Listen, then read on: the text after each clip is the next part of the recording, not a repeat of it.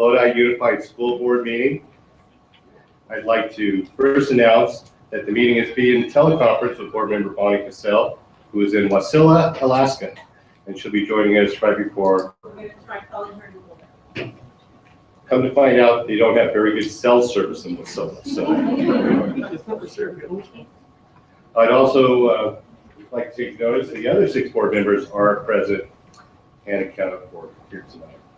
We're also joined by our 2 favorite student representatives. We have Julia Kuhn, Anna Knezovich. Very good. Anna's from Bear Creek High School, and Julia from Toki High School.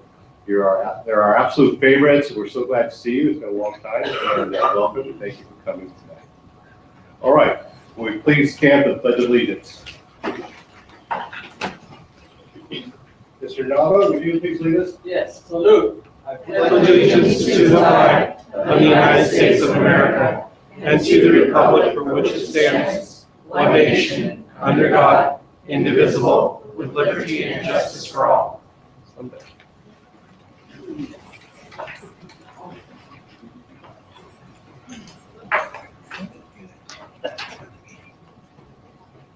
Someone told me actually.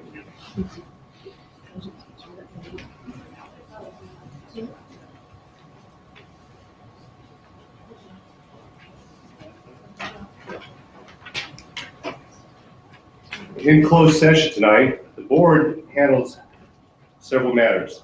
In the placement of non-public school students, Mr. Nava motion and Mr. Womack second, and the board approved the placement of 2015/16 non-public school students number 78, parentheses 2, and number 104 by the following vote of 6-0 with 1 absent.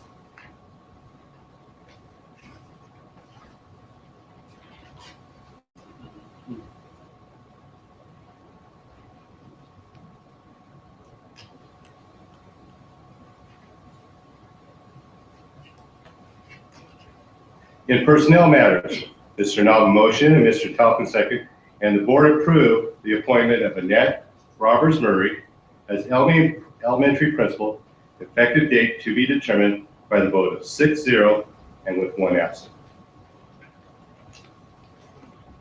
The board took action tonight to adopt findings of fact in 1 grievance matter and also in 1 disciplinary matter.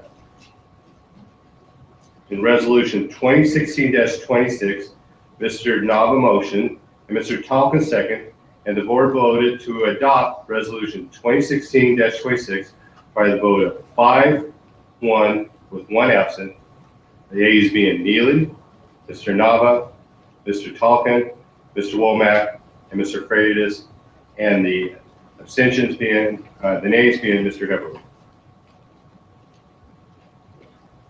In resolution 2016-27, Mr. Nava motion and Mr. Womack second, and the board voted to adopt resolution 2016-27 by the following vote of 6-0 with 1 absent. The ayes being Neely, Mr. Neely, Mr. Nava, Mr. Talcon, Mr. Womack, Mr. Freitas, and Mr. Heberle. And that's all the matters from the closed session.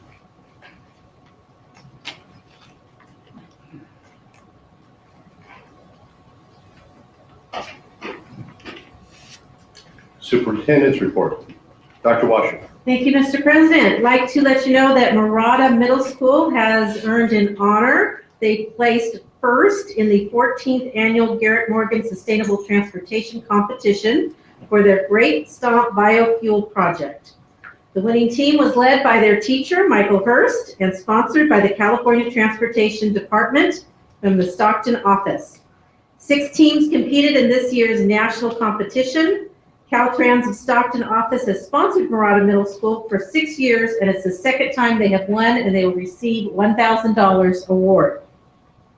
Also like to announce that McNair senior Gabby De Silva received the Bill Gates Millennium Scholarship. As you know, this is a highly prestigious award that funds college tuition and also expenses. She is the 3rd McNair student in 6 years to get this scholarship. So congratulations to her and to McNair.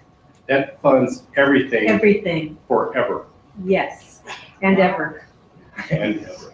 How spectacular is that? That's outstanding.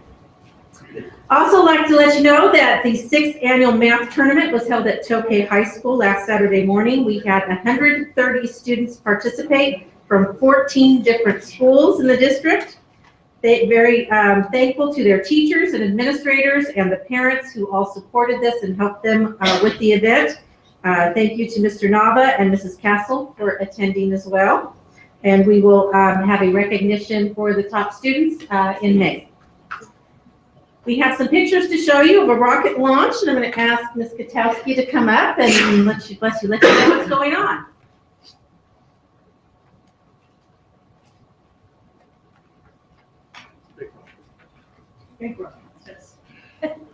President Freitas, members of the board, and Dr. Washer, this past Sunday, we had about 150 Lodi Unified students go out to Snow Ranch, which is out on Highway 4, the Corvus Cattle Ranch, and they launched high-powered rockets. It was our first endeavor, so we learned a lot during this experience.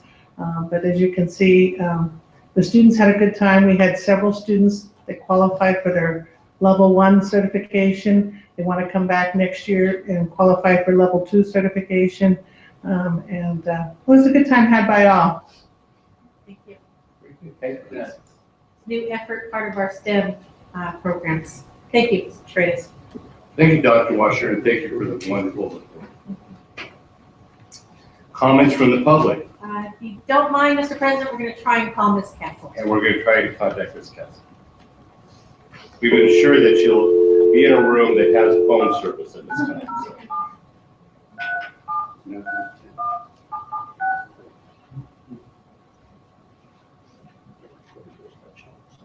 So.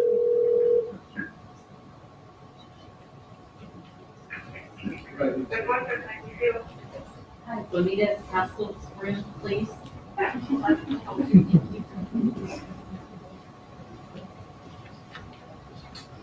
They obviously don't have music in the last few years. Hello. Hi, Bonnie. Hello. Hi. You on board? We're all set. All right. All right, excellent. We're, Mr. Freitas, can you ask her if she's logged into the computer? Ms. Castle, are you logged in with the computer? Yes, I joined the meeting. I'm all set. Terrific. All right, we just finished the superintendent's report on the agenda, and now we're moving to comments from the public. Okay. The board has set a 20-minute period for the public to address the board on items not listed on the agenda. Individual comments are limited to 3 minutes in duration. And I have some sign-in sheets. First off is Ms. Martha Snyder.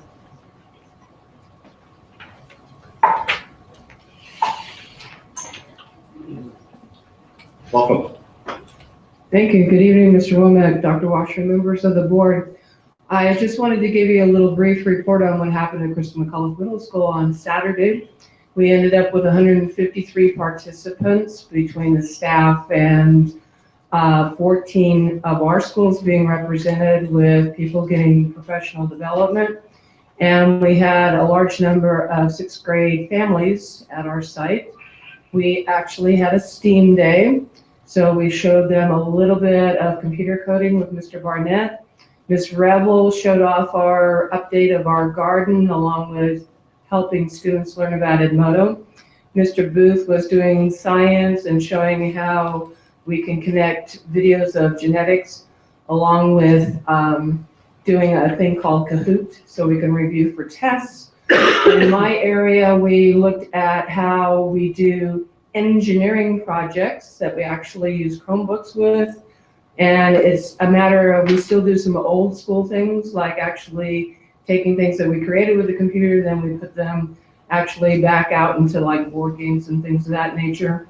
And we were very privileged to have Dale Munch there that actually talked with our families about going totally one-to-one next year, what that means to families, what kind of things they need to think about. And it was very well received. And the teachers that attended from not just Lodi Unified, but also Stockton Unified and Manteca, And Lincoln, we were able to watch 2 of the hours of the virtual conference from Discovery Education back in Maryland with the other educators. And our event, 4 years running, was the largest actually viewing party for the Discovery Education VerCon. And we look forward to doing that again next year, and we hope that you'll be able to attend. Thank you. Thank you, Mark. I have another sign-up slip from Maria Mize. Maria, would you like to address the board, please?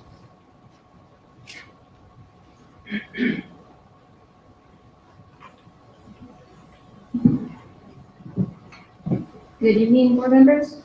My name is Maria Mize. I was employed at Lodi Unified School District in 2011 as a sub-custodian, and I was signed on as a night custodian at Lockford School on April the 24th. Excuse me, on April 24th of 2015. I am and was a victim of sexual harassment. I brought this attention to the principal of Lockford School.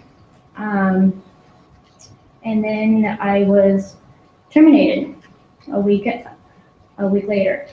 First off, I was let go. An hour later, I was terminated.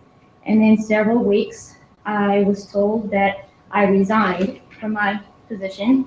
I never signed anything regarding to resigning. The reason of my let go was poor performance, and the poor performance is not reflected to my evaluation, nor 90% of letter recommendation by the teachers at Lockford School. The assistant personnel director contacted me after nearly a month passed. When I explained to him what's the reasoning of my let go / termination, he said that it happens to a lot of people who's on probation. It happens all the time. And he also said that I was released. He never used the word termination. He never used the word that I resigned. He never used the word of let go. He just used the word release. I also asked him about the sexual harassment report. He said that it was investigated by the principal. Mind you, this is not the first sexual harassment at Lockwood School. There was a sexual harassment with the last custodian. She reported the sexual harassment to the principal, and she did nothing. She was given a transfer, and that's what she did. I have 3 evaluations, and out of all my 3 evaluations, the principal, she marked that most of them, she said that not all things were clean and that it was not aligned with the daily schedule. She also stated on my evaluations that sometimes floors are swept or vacuumed and it's not swept, not all the time. There's another evaluation that she stated that not all things clean in alignment with daily schedule. Together we have revised the schedule 4 times, and the schedule still isn't being followed. Room K1 and K2 should be completely cleaned by 2:15. Mind you, when I arrive at school at 1:30, which is my starting time, I would have to do a briefing with the head custodian, which takes another 15 minutes. After that, I have to reload my cart, which takes another 10 minutes. It's impossible to clean these 2 kindergarten rooms by 2:15.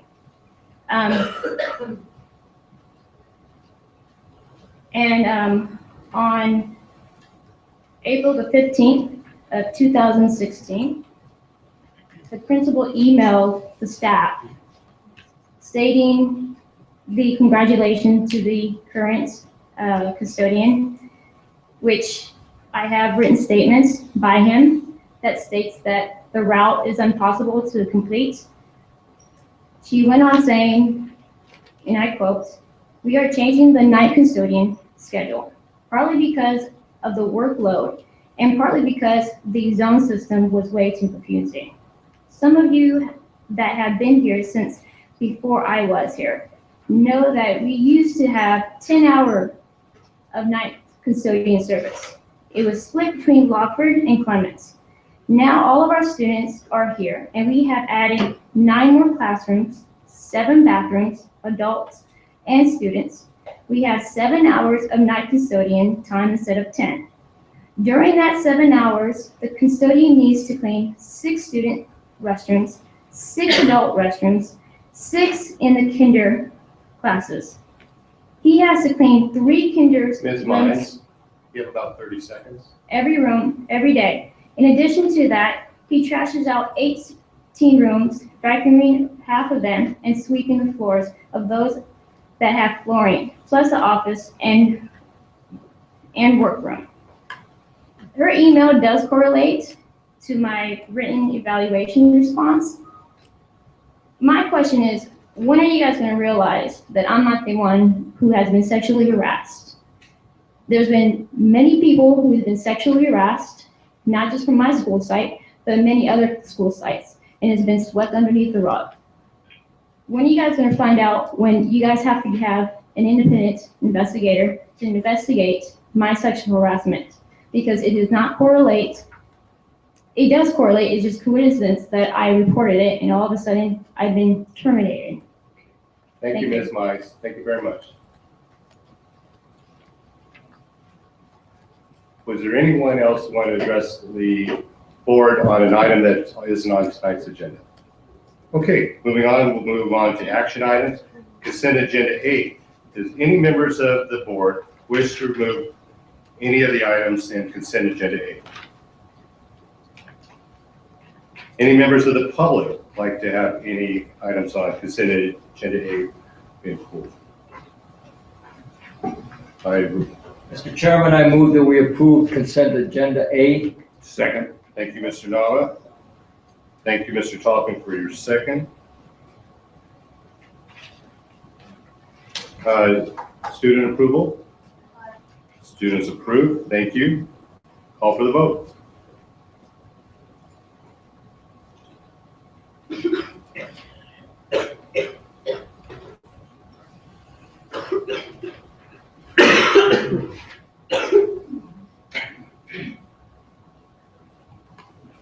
Call for a voice vote. Someone hasn't voted yet. Aye. I'm sorry, it's not coming up on my screen. Okay. The voting part is not coming up. That's fine. We could do a voice vote. So Ms. Castle, your vote? Yes. And Mr. Nava? Your vote, voice vote, please. Oh, yes. Aye. Aye. Thank you, Mr. Womack. Mr. Everly? Aye. Mr. Neely? Aye. Mr. Pelton? And Mr. Fritz. So the consent agenda 8 carries 7-0. Consent agenda B, student discipline cases. Is there a motion? Oh, you said student? Yes. Mr. Neely? Mr. Curtis, I want to pull student number 1516, 80-70%. That's item B2. Correct, yes. As to the remaining items, B1. Mr. Freitas, I move we approve the remaining student discipline cases. Second. Thank you, Mr. Nava, for your motion as remaining. Thank you, Mr. Talkman, for your second. Students do not vote, and we call for the vote. We'll do a voice vote. You can do it electronic, except for mine. Well, what fun would that be? No fun at all. Bonnie, how do you vote? Yes. Okay, and the motion carries 7-0. As to item B2, is there any further action of the board? And there is no further action as to item B2. Other action items, we have the California Mathematics Placement Act, SB 359, Ms. Katowski.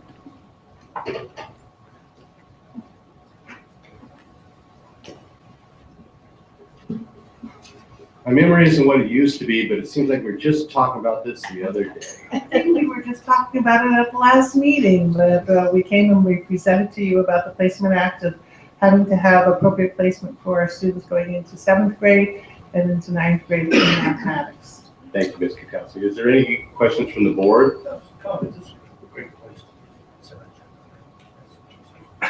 One guy. I have a question. The law says that the districts are supposed to develop a system, is that correct? Fair and objective system. Correct. So then is this then a policy, or is this just our answer that if they say, what do you have, we just show them what we have? This is our recommendation for a placement policy.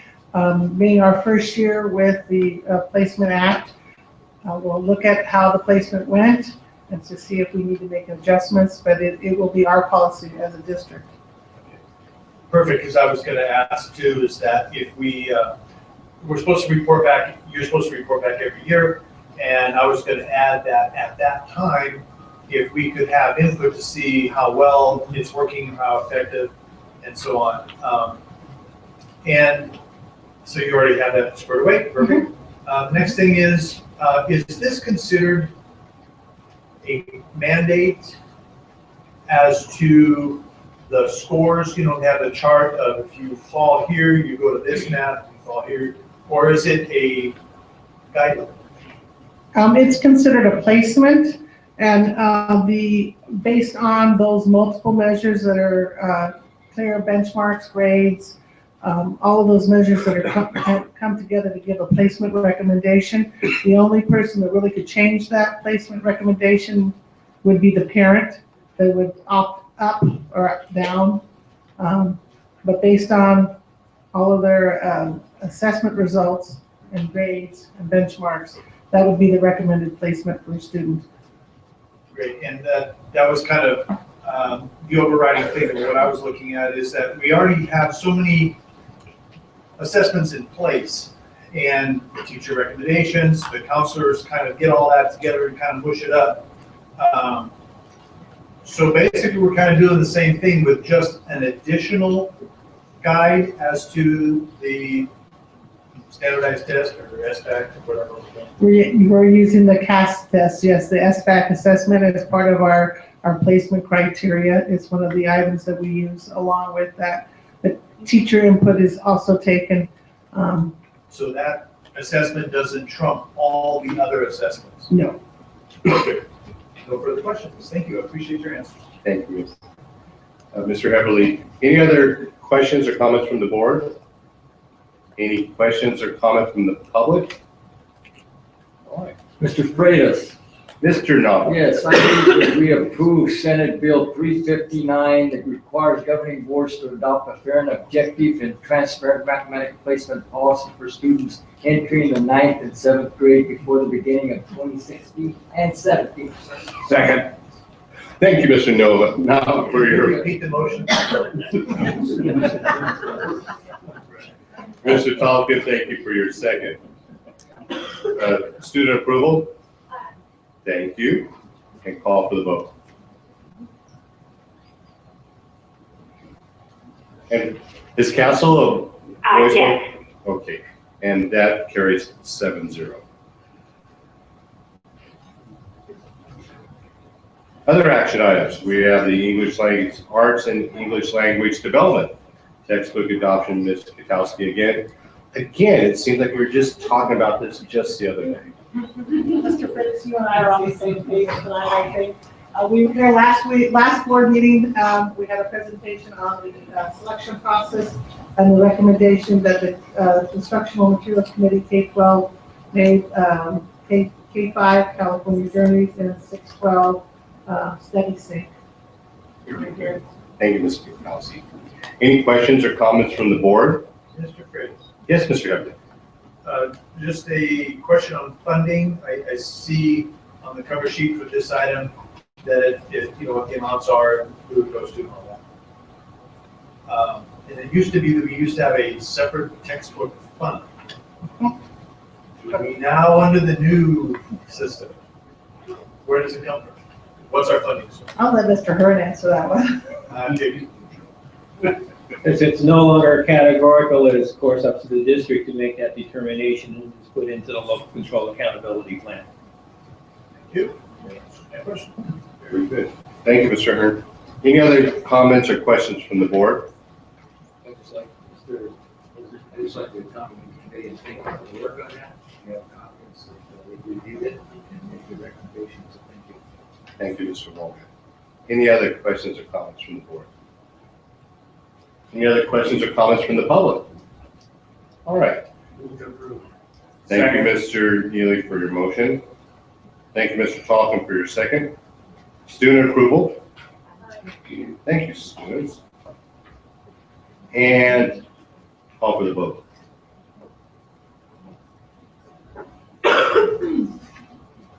Ms. Council, your voice vote, please. Yes.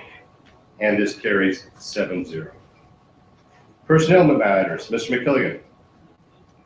Mr. Freitas, routine personnel matters are presented for your consideration. Thank you, Mr. McKilligan. Mr. Freitas, I move we approve personnel matters.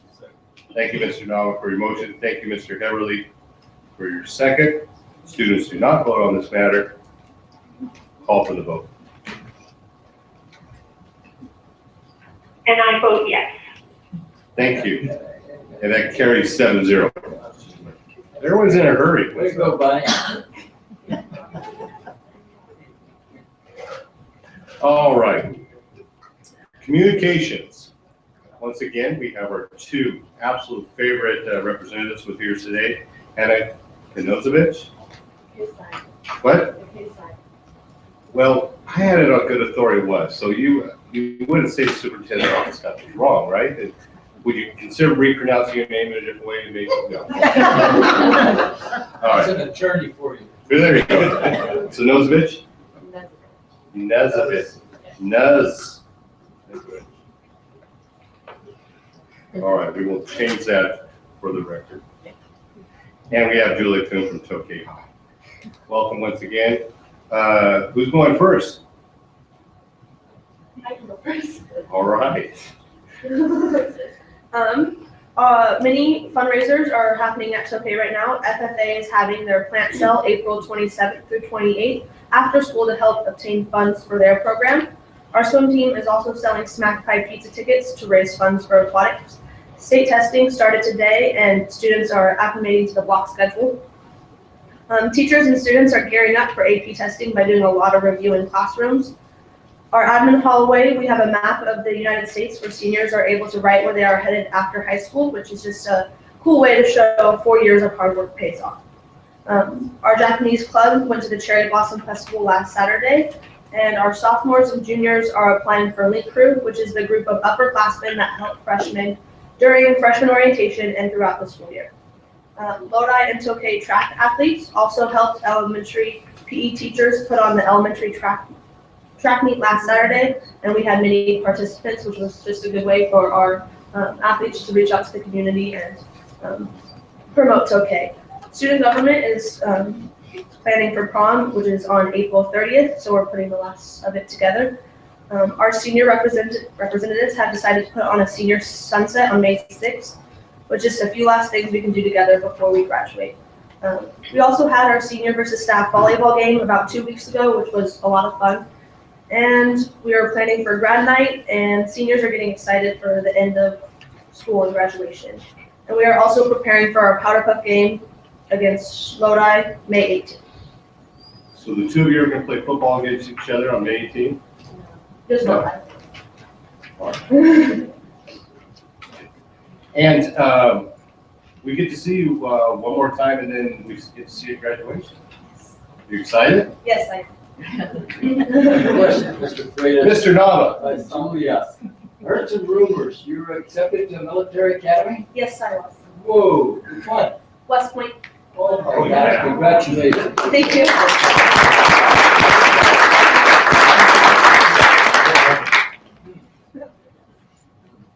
That's awesome. Well, thank you for that wonderful report. And Anna Nezovich? Mr. President, board members, on March 28th, we had our second blood drive at Bear Creek, and we had 63 participants. Our goal was 52, so we were very excited with the outcome. On April 21st, we were going to have our senior day where we get all cap and gowns. We have our senior breakfast. We have a little hypnotist show and a quick every 15 minutes presentation. So the seniors are very excited for this, coming close to graduation. Also, AP tests are coming up, so therefore we're starting study groups, we're preparing for class, and we're getting ready for the big day in May. Spring sports are also coming to a close, so senior nights are coming, and they're making campus feel excited for graduation and for the upcoming school years. Also, conflict mediation presented at Christian McAuliffe Middle School last week for the Yellow Ribbon, which is suicide prevention, and they came back with great words from the students, and they know they made an impact on the students, so that was really good to hear. In student government, we are preparing for our spring rally on May 12th. This is when we recognize our spring sports. We play a couple games, and we present our newly elected ASB. And actually starting this week, we're starting elections for the next student government classes, and also Link Crew and conflict mediation are starting the process. We have Bear Creek's prom this Saturday at the Stockton Civic Auditorium. So student government has been working really hard on that. We're really excited. On April 8th, the Make-A-Wish Club put on a talent show with 20 acts, and all the proceeds went to Make-A-Wish Foundation, and they gained $1,200. So that was really exciting for them. Julia Morgan Elementary School, they also put on a carnival, and they asked for some of our international rally acts to come perform. And that made the clubs feel really good and appreciated that it's going and spreading to other schools so that the children can feel good when they come to Bear Creek and hopefully want to participate in those clubs. And that was on April 8th. On April 16th, there was a student first staff comedy sports game to raise money for our vice principal, Miss Basinger, for her cancer diagnosis. And I heard it was a great turnout. The annual senior versus junior volleyball game is coming up on the April 28th, and both teams are practicing, and we're really excited to end this year with a friendly rivalry. I'd love to recognize Aaron Brugnow. He committed to Campbellsville University for wrestling, and also Jack Stenslin declined his $430,000 scholarship to the Naval Academy to go to UC Davis. Bear Creek's women's soccer defeated East Union with a 42 winning streak they've had since 2012. So that brought back a lot of excitement for the campus. And also Mason Aguila received a $24,000 grant to attend Pepperdine. Thank you. What a great report. Mr. Nava? Yeah, I was gonna ask, what's your school of choice, and how you accepted this one? Yes, I am heading to Cal Poly Pomona. Oh, Very nice. that's Great nice. school. Very nice. Congratulations. Congratulations to you. I also want to make a comment on this Make-A-Wish, because I witnessed a program, that's quite a thing that they're doing with Make-A-Wish on a lot of the people. It used to be the people that were ill and had cancer and so forth. Now they expanded to people that make wishes for other things, and they make so much money, fundraising money, that they fully support it. And I'm glad that Bear Creek's doing it. Thank you.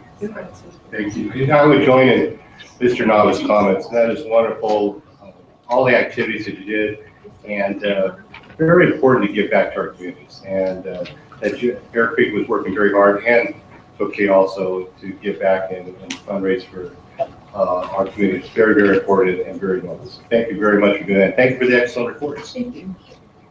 I think we have a couple matters that student opinion would be very important on. So if you can stay a little bit, we sure would appreciate it. So, all right, terrific. We have some comments from our employee groups. Good evening, Mr. Johnson. Welcome. Mr. Freitas. While I wait for my colleagues to join me, I'll just say that I'm glad we only had to have one voice vote tonight, because it looks like Mr. Womack has used his one eye for the night anymore. You have to vote nay. I'll save the pirate jokes. I hope you're well, Mr. Womack. I hope it's not serious. Very clever. President Freitas, members of the board, Dr. Washer, my colleagues from CSEA and LPPA are joining tonight because we share strong feelings about this topic, and they agreed to stand with me as I made these comments to you tonight. Tonight on the agenda, you will be receiving a report and an update on the LCAP process. The local control and accountability plan has several components which are defined by statute. They include meaningful inclusion of the participation of bargaining units, appropriate use of supplemental and concentration grant monies, maintenance of the proportionality of services to targeted populations, and county oversight of the implementation of the plan.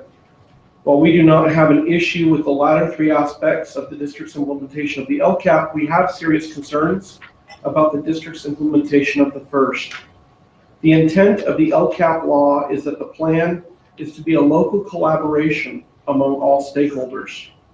Based on what I have observed, I am sad to say the process feels nothing like collaboration as I know it. While it is true that you, the Board of Trustees, approved the plan, it is erroneous to say that it is exclusively your plan. The plan should belong to the community and all its stakeholders, including the bargaining groups.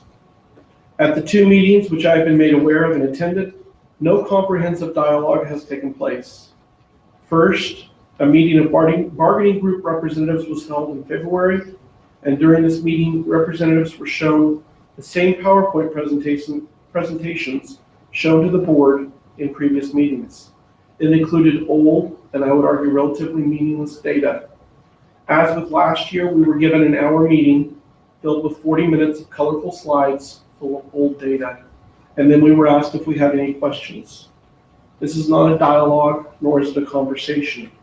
There was little to no discussion of the current plan, what was working and what wasn't, what things cost, how we could best meet the existing goals, if the existing goals were worth maintaining, or what new goals should be considered.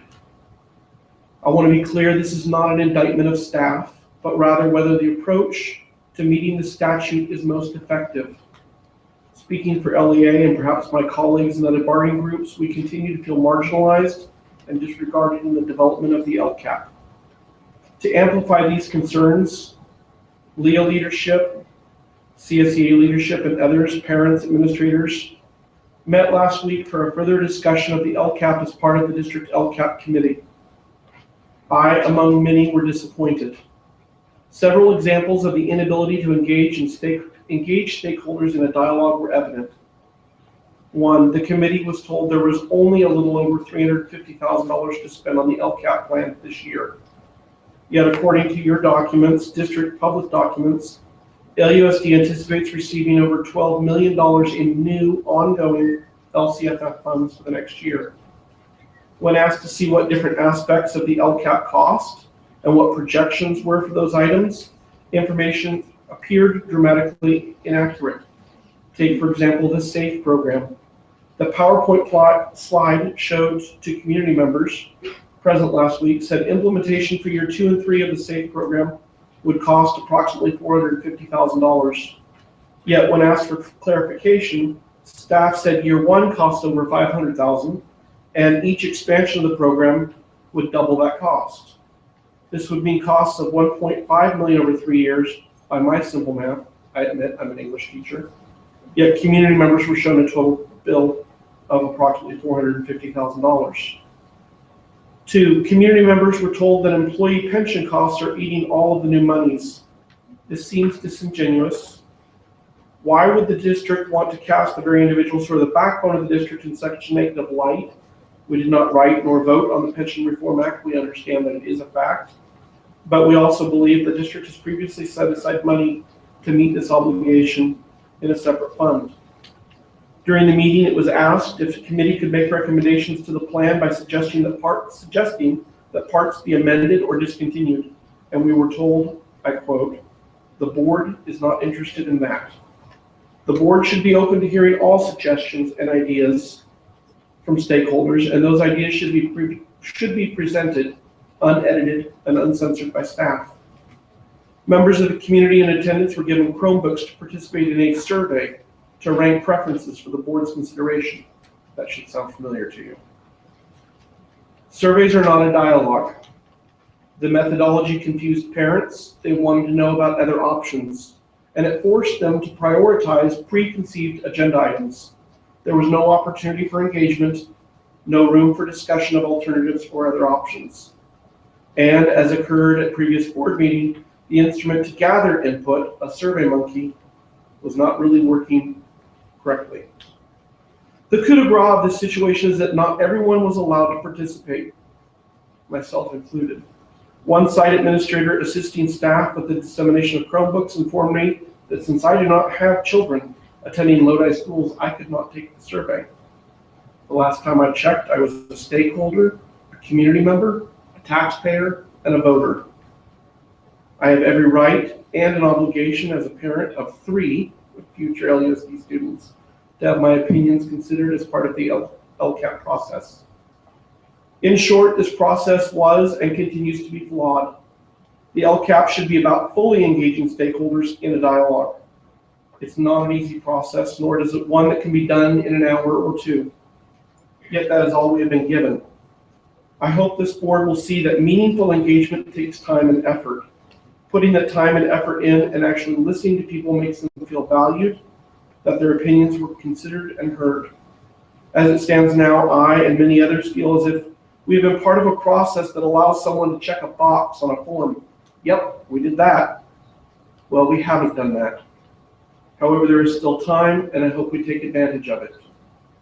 I'm going to invite my colleagues to return during their comments, because what I have to say next doesn't particularly apply to them, but I do thank them for standing in solidarity with me on that point. Leah would also like to address the issue of contract negotiations.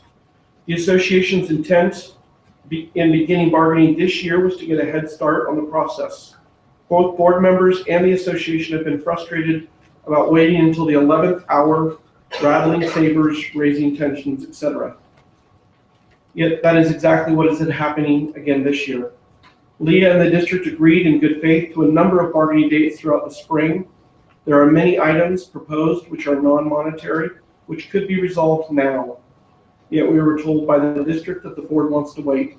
The board doesn't want to discuss individual items unless they are part of a package. The district has canceled all bargaining sessions with Leah until May 25th, the last 10 days of school. I hope the board realizes the pressure this puts on teachers and you. We will have little to no time to consider any proposal from the district at that time, and even if we are able to consider and counter any proposal, you, the board, will be tied up with graduations with no time of your own to meet. This is a flawed plan. Leah believed that reaching an agreement prior to the board having to consider adopting its budget and its LCAP plan would allow the district time to make wise fiscal decisions in advance of approving anything. Given the timelines the district has laid out in this process, this seems unlikely. We urge the board to direct the district to return to the negotiations table as soon as possible and begin earnest dialogue to reach agreement on as many issues as possible in advance of the governor's revised budget. Thank you. Thank you, Mr. Johnson. Always a pleasure to hear from you and Leah.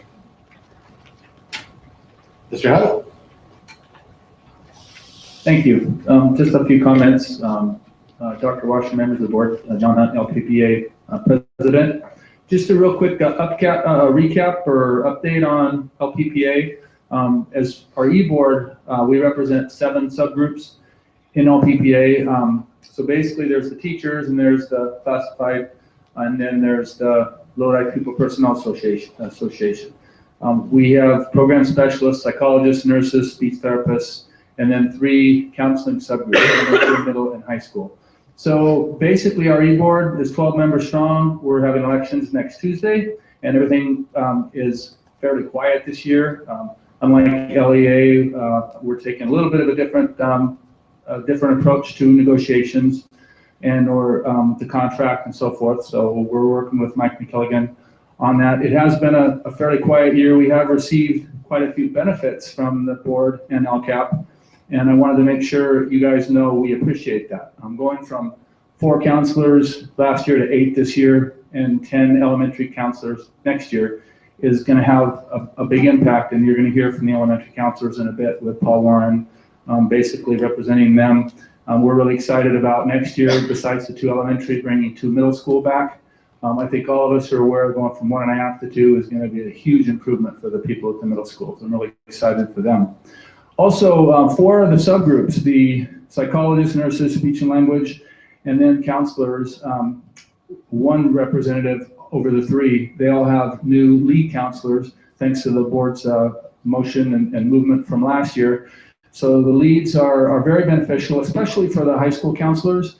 We don't have a centrally based setup in high school. We're just all out at the sites.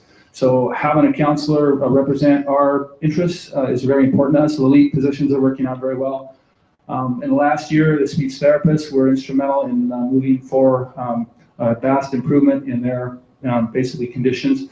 So I'd say things are, relatively cool with us this year. The one thing I would like to recommend, later on, board members are going to be able to recommend report items for the future. And I would like a report item and to basically review and go over counseling at the high school level.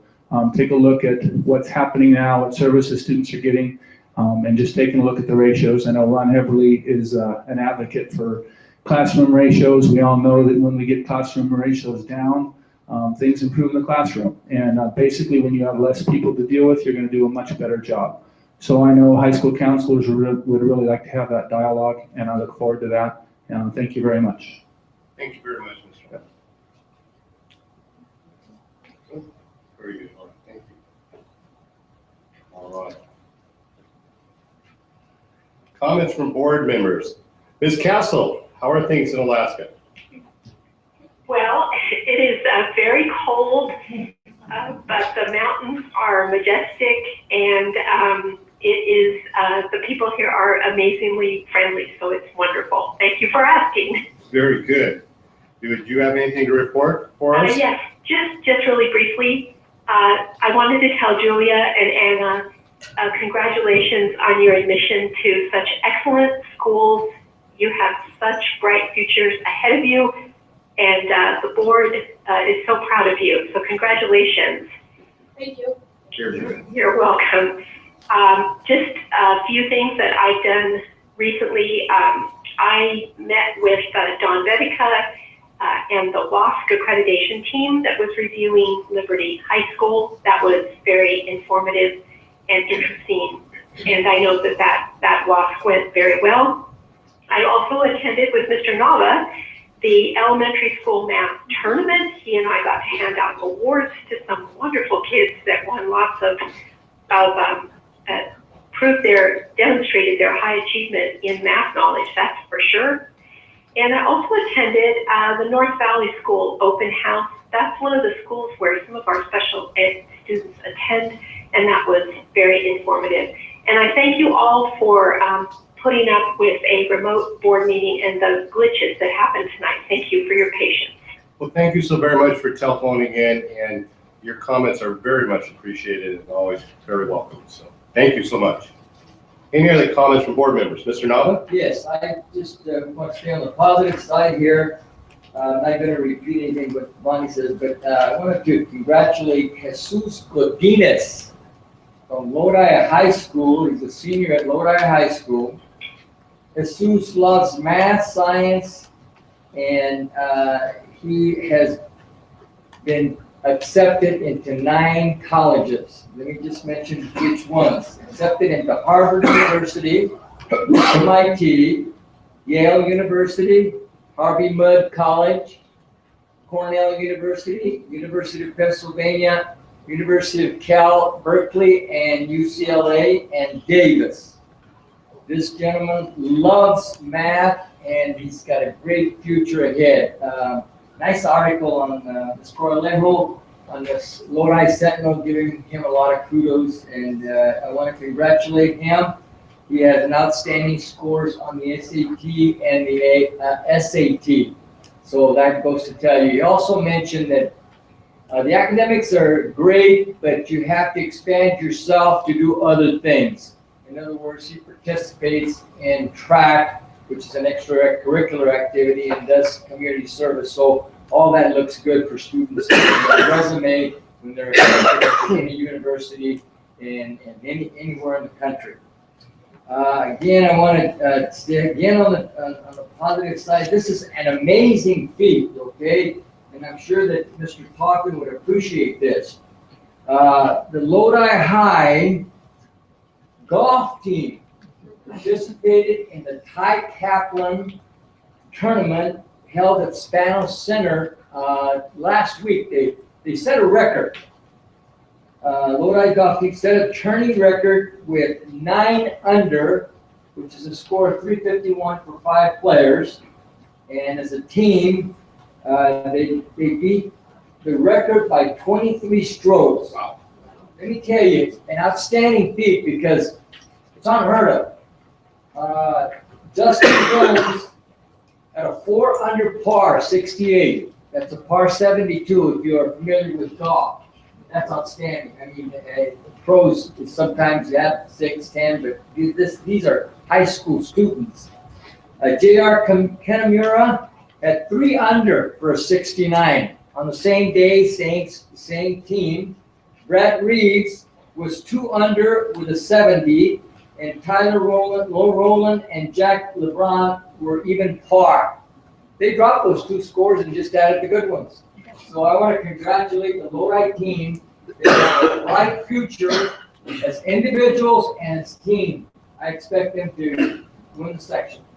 Or if they should stay, they should. Thank you, sir. Thank you. And which school did he pick of the 9?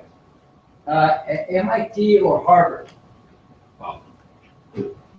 Tough choices. Yes. That's excellent. Thank you for that wonderful report. Ms. Womack?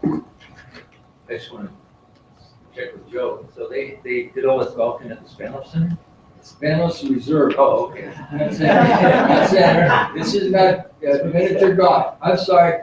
The Spanos Reserve Golf I Club. thought they spread out the back somewhere and congratulations to the 2 ladies here, being represented and your school. And Anna, I'm a Cal College Pomona alumni, and my granddaughter graduates next month from Missouri. So, and congratulations again to Morada Middle School. Thank you, Mr. Womack. Mr. Everly? Down the road, okay? First up, I just wanted to explain a vote that was taken earlier.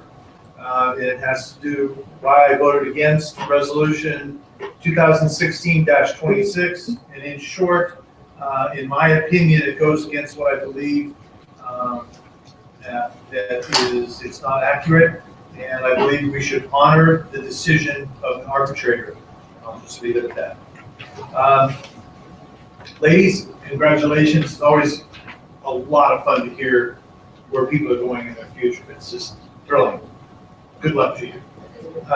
Also, congratulations to Morada Middle School on their contest, their award. It was a nice little article in the paper. It's good to have the kind of recognition. Also, last Saturday, just like it seems everything was going on, McAuliffe, congratulations on your day on Saturday also, and same was the elementary math Olympiad. It's great to have those participants get that additional experience and that additional time learning. And it's a good thing for them to kind of put themselves out there and not be afraid of failure, to compete and try and to really grow. It has a lot of side benefits to it. And also on Saturday was the state level science Olympiad, which was held at CSU Stanislaus. And the schools that were participating were Tokay High, Lodi High, Elkhorn, and Lodi Middle School. And again, you know, the participants, it was kind of the competition was ratcheted up quite a bit. And it's just wonderful to see all of these events and competitions that are going on. And you just can't go without congratulating the participants and congratulating the volunteers who helped make all of this possible for our students. Thank you. Thank you, Mr. Everly. Mr. Neely? Thank you, Mr. Fraze. Martha, are you still here? Yes, I am, Mr. Naylor. Hey, I gotta single you out and thank you again for everything you do, not only for our kids, but for our teachers as well. You keep pushing and pushing and pushing, and you just like the Energizer Bunny, you know? You never get tired, just keep on doing it. Thank you so much for what you do for us.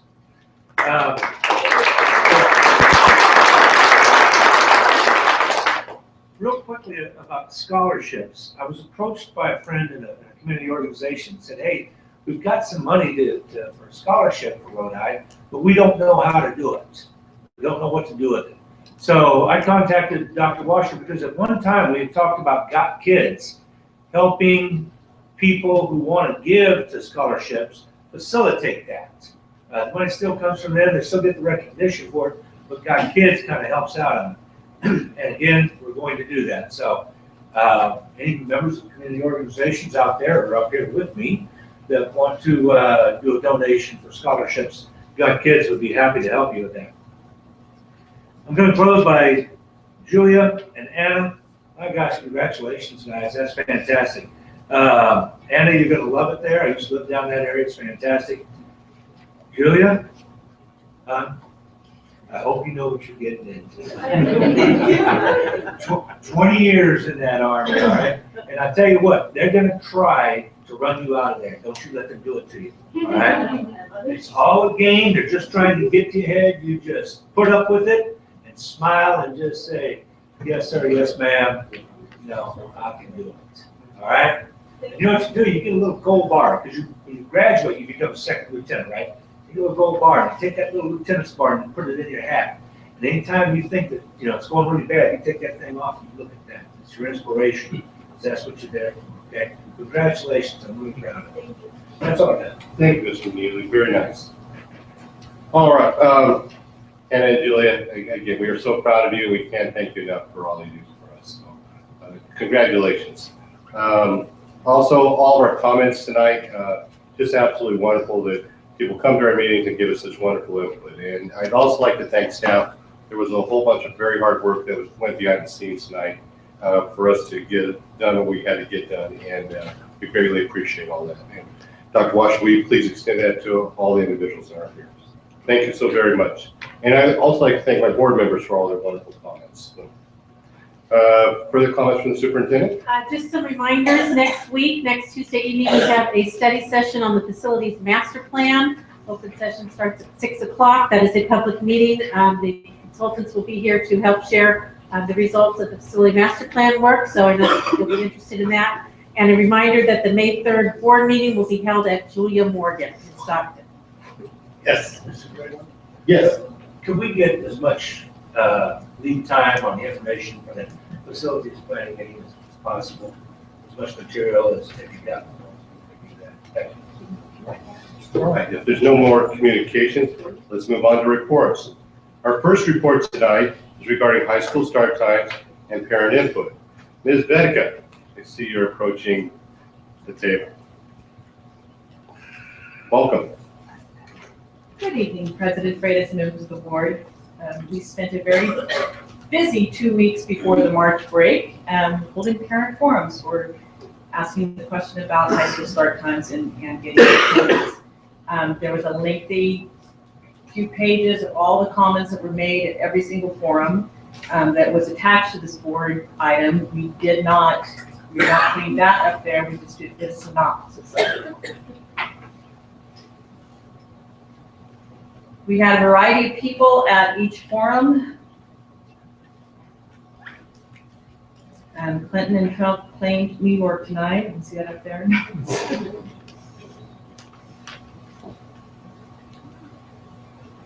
Have a guy speak to you.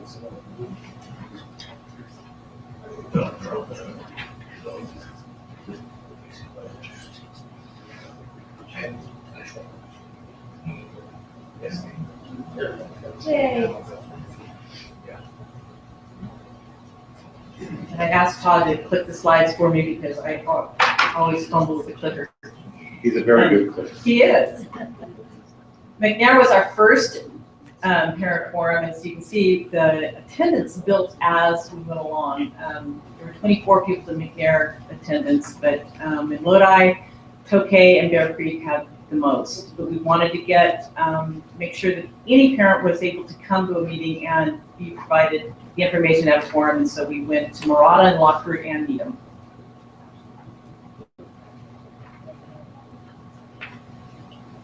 Almost at every parent forum I attended, 5 of them, and you've heard the same things over and over again and the same concerns. It was clearly communicated in all areas. The parent survey included that parents do not want high school start times to change if we were going to change all elementary and middle schools too. That was the no cost factor. We could move everybody by a half hour or an hour, but that was very clear. The overwhelming majority of parents do not want high school start time to change. Every forum, parents expressed concern regarding the negative impact on a later start time. It just gets kids home later, they get to bed later, they do their homework later. So they did not see it as being a solution to them getting more sleep. Many parents were concerned about their own jobs because they like the fact that they get their kids out the door before they have to get out the door to go to work. Some were concerned that they would have to even find new jobs if this were to happen. Most parents would rather see us spend money on other things, programs for their students, than to buy more buses. That was clear at most forums too. This is the phone survey results. 880 of them said you could change it if it doesn't affect elementary or middle school. 620 said you can change it regardless of the effect of other schools. And 988 votes to keep high school start times as it is. We had other input. We had 194 emails, and 155 of those were against changing the start time. There was a letter from Marauda staff members signed by 27 against the change. Kristen McCullough, 43 staff members against change. And there was a community petition that 60 parents signed against changing the start time. And then there was a Facebook petition of 400 people signing it against the start time, changing start time. And that's a synopsis of the summary of our parent forums. Thank you, Ms. Becca, for the wonderful work and the excellent survey. Comments from the board? Mr. Haverly. I think your report very well depicts what happened in some of the, went to a couple of those meetings. And I think you represented it really well. Because, I thought I'd go, and there were other board members there also, that, you kind of want to hear it firsthand and just kind of see what the feedback is, hear all the options. There were some good discussions. I'll just kind of leave it at that point for now. Any other comments from the board? Good idea. Comments from the public? Yes, would you please come forward?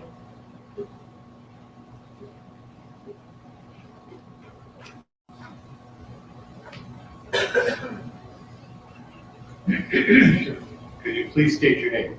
My name is Wahida Khan. Welcome. Thank you. I would just like to say that I'm also, I agree with these findings, and I'm also, as a parent, opposed to this. My daughter is an athlete. She wrestles, and right now the wrestlers come in after the basketball team. I'm concerned that if the classes start an hour or 2 hours later, that, she's going to be there. Sometimes she's already there till like 6 at night, and I'm afraid she's going to be there till like 8 o'clock at night, and it's going to be very late for her.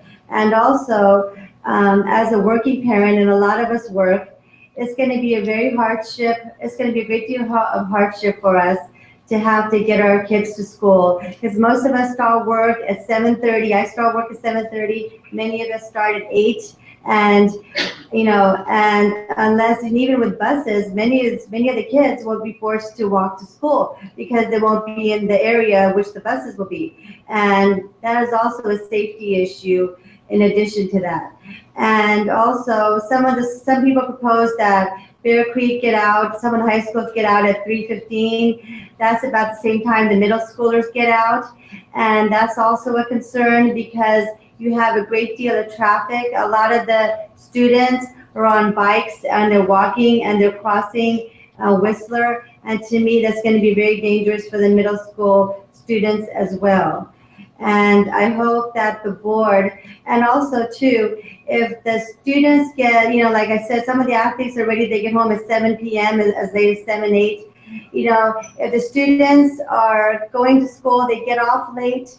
And even if they're not in sports, if they're there until 3, 4 o'clock in the afternoon, they're going to come home later and they're going to do their homework later and they're going to go to bed later. And to me, they're not going to get any more sleep. They're not going to get any more sleep because right now, if they're home at 2:30, they have more time to do their homework and they're in bed by 9 o'clock, 10 o'clock, they get plenty of sleep. And also many of the high schoolers, they're at the age, especially the 16-year-olds, 17-year-olds, they're working, they can work part-time. And plus in college, I have a college student also, some of, you have college classes that start very, very early. So how are we training our students for the real world if we're telling them to get up, start school at 9, 10 o'clock when, in college, they'll be getting up early to start college. Some classes, even at Delta College, you have classes that start at 6:30 in the morning, and I know that, and I know because I work there. And plus, you also have, work, college, when they go into the workforce, they'll get up early to go to work. So I don't see, to me, my daughter can go to bed at 9 p.m., she can still get 9 hours of sleep, get up at 6. So it's really is about she does good in school. So, and even up to 10, and even when they have a test, if they go to bed at 10, they still get at least 8 hours sleep. And like I said, it's going to be difficult for everybody, for athletes, working parents, everyone. And I hope that the board reconsiders, they keep the times as it is. Thank you. Thank you so much for your wonderful comments. Any other comments on the board? Welcome. Hi. Good evening, Don Teagan, Lockford School. 30 years ago, I was employed by this district. I'm fortunate enough to be at Lockford School, and school started at 8 o'clock in the morning with teacher report time at 7:30. And roughly 3 years after that, we adjusted our school time for busing or high schools, or honestly can't remember what, to 8:35 in the morning. I would question, if you're going to go through this, why can't we push our start time to earlier? We already have students who arrive at 7 in the morning for intervention, PE intervention, because their parents need someplace and someone to watch them. So to push them the other way to 9:45 as a school start time, and I teach 7-year-olds, I can't imagine what that last hour of school would be like, because already from 2 to 2:45, they've checked out. So if you push it back another hour, if we're going to do this, let's take the little kids and push it back the other way. They're fresh, they're ready to start their day. Thank you. Thank you very much. Further comments from the public for the board? Comments from the board? All right, Ms. Freitas, thank you very much. I'm not going to advocate one way or the other on this. What I am going to do is I'm going to ask you, both of you, about your process. The first thing I'd like to know is, I actually have one more. We were going to ask our students since it's time to Sure. wait for us. So. Sure. Anna, Julia, comments on the school start times again? I know we've asked you a bunch of times.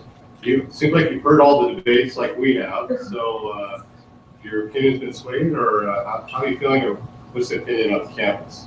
I know many students, high school students, would like to see later start times because the whole aspect of sleeping in is enticing to high schoolers. Mm-hmm. But at the same time, as parents have stated that sleep, we would get the same amount because everything is pushed back.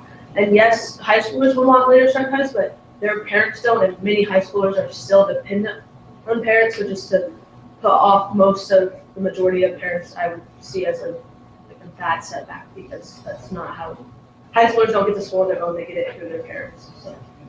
Thanks, Julia.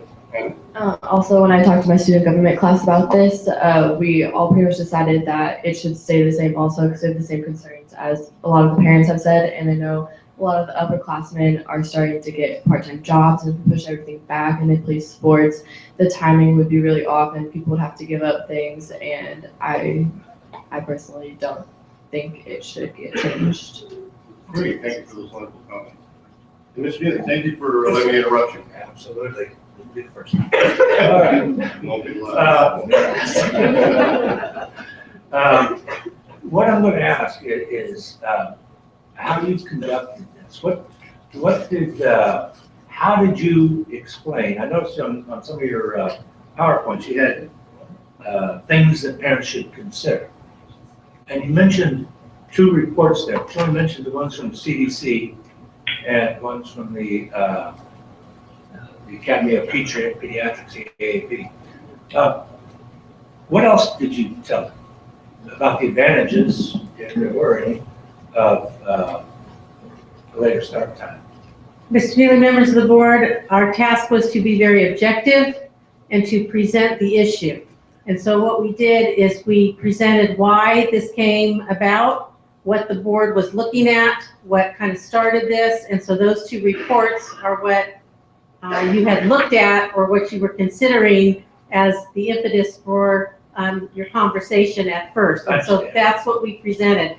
We tried to be very careful and asked staff to be very careful in these forums and communications not to give a personal opinion. So, no, I'm not asking about personal opinions. That's not what I'm asking. Do you think people can make an objective decision without knowing the facts? I think that we heard at the forums that several parents did talk about those studies. They did have the ones that were mentioned from the Center of Disease Control and the Association of Pediatrics. Those are actually reports, not studies. Well, they talked about 66 studies. They mentioned those, and they actually made comments. So it appeared that some of them had looked at it or were aware of those because the comments they made were detailed enough that there was some information there. We did not hand out the reports. Right. We did not present them in any fashion. We just mentioned that this is what was being discussed. That is objective. You did hand out a total list of other things to be considered. But you didn't hand out anything about, no, let me finish here. Let me ask a question. What do you 2 know about the impact of later start times and studies that have been done by universities on that? Can you tell me that? I know of I read the reports that were presented to the board. Those are only 2 reports. Like I say, I found over 66, those are reports. I found over 66 studies. I didn't read 66 studies, I admit that. Did you even, I didn't read them all either. Yes, I did do some research. And so what did you find out about it? The information that was presented by some of the research was that schools that had a later start time showed higher academics, health issues, the things that were mentioned in the report. I did not do an analysis in terms of the control groups that were used in any research studies, so I did not look into that to see what kind of control system was used. So I did not do that. I don't know if Don did. You did not think that was important information to share with the public? I mean, you present yourselves as we present ourselves as the educational experts. If we have some information and you're asking them to make a decision, don't you think we should present them with all that information that we have? I'm not saying that educators all agree with that. I cannot say that educators agree. I've been looking at this. I can't find anybody who disagrees. Let me read you something out here that may have been one thing that we might have wanted to share. This is a final report. It came out February 2014, which wasn't that long ago.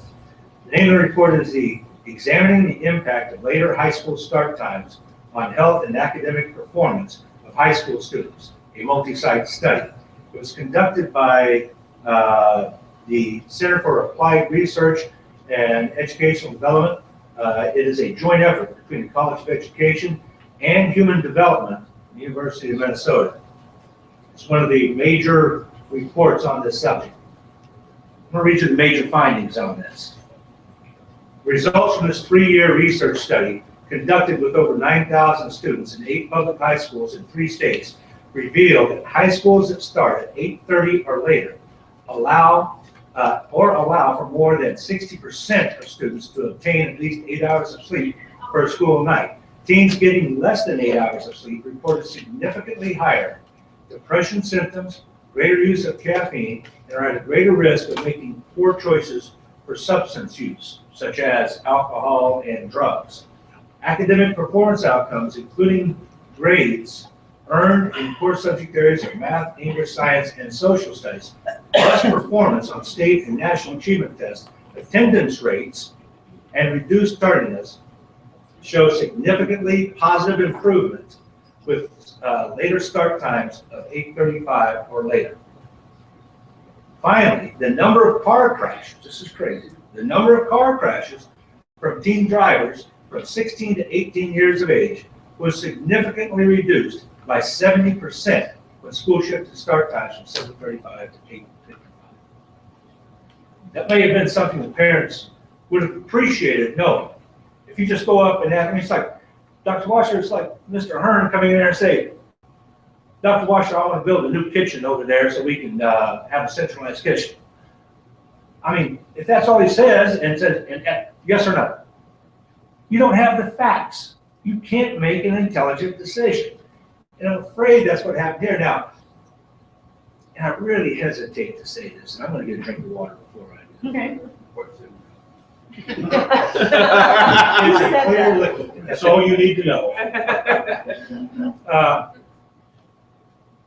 We either had an agenda of not wanting to change times, or we just really, really messed up the job of getting parent input. Let me go on here. Another study, 2011, published an article from the Educational Research entitled School Start Times and Sleep-Wake Cycles of Adolescents, a review and critical evaluation of available evidence. Now, here's the thing, is we're not telling parents, I mean, and I didn't know this until I started researching. Adolescents, high school age kids, have a different sleep pattern. It's a biological thing. It's been proven. That's why some of these human development and educational, the College of Education got together and talked about it and did the research. Here's what this one said. A comprehensive review of later start times concluded that the benefits of later starts include better sleep, health, and learning, and benefits were an enormous potential payoff for the organizational costs involved. In other words, we invest money to try to get better results from our kids. This is one of the most cost-effective ways to do it, to get better results. That's going to take some work. What we should have started with is coming up with a plan. And you guys did too. You guys came up with kind of a plan, although I don't see that on the website. I'll talk to you about that in a second. Denner and Phillips published an article in 2008 in the Journal of Clinical Sleep Medicine entitled Adolescent Sleep, School Start Times, and Teen Motor Vehicle Crashes. When a school district in Kentucky moved school times an hour later, students reported sleeping an hour longer and not staying up later. The impact of the school day car crashes involving 17 to 18-year-old drivers was significant, while the rate statewide went up 7 to 8%. The rate of drivers for this school district went down 16.5%. Now, there are also cases in there, case after case after case, of improved scores on tests. It's better for the health of kids. There's all kinds of things. And we take it kind of, or it seems like we've taken it kind of lightly, but we have messed this thing up. Now, on your website, on our website, we put two possibilities there. We put this the PowerPoint that we showed, which had those two surveys that we first started talking about, and a whole laundry list of things to consider. And I'll tell you what, if that's all I had to go on, I would have said, no, you're not going to change these. You're not going to change our school start times. And that's exactly what happened. And I'm not sure why it happened that way, but I know it happened that way. You put down there two possible solutions. One was moving the school start time back 40 minutes. I think the other was an hour or hour and a half, something like that. the staff came to us. The staff came to us and said, hey, let's add an extra period to the high school. What if we went, added a 0 period, 7 period? And I was saying, yeah, that's a great idea. That way we don't have to really change anything. We can kind of work with that. We know we're not gonna start next year, we'll start the next year. But that possibility is not even on the website. I found that out when I read some of the comments from the parents. They said, oh, we don't want to grade school, our kids getting home in the afternoon when it's dark. We don't want grade school starting at 10:45. So we misled the public on this by not sharing with them all the information that we should have had. Now, I'm not going to push. I told you I'm not going to push to have this changed. Because obviously I'm up against it. And Ty here, I can't change. Just like on the digital academies that I tried to push in the beginning. Digital technology, change them out. It'll come eventually. I'm pretty sure that the state will intervene here eventually and mandate this just like they did on the map to change the way that we do things.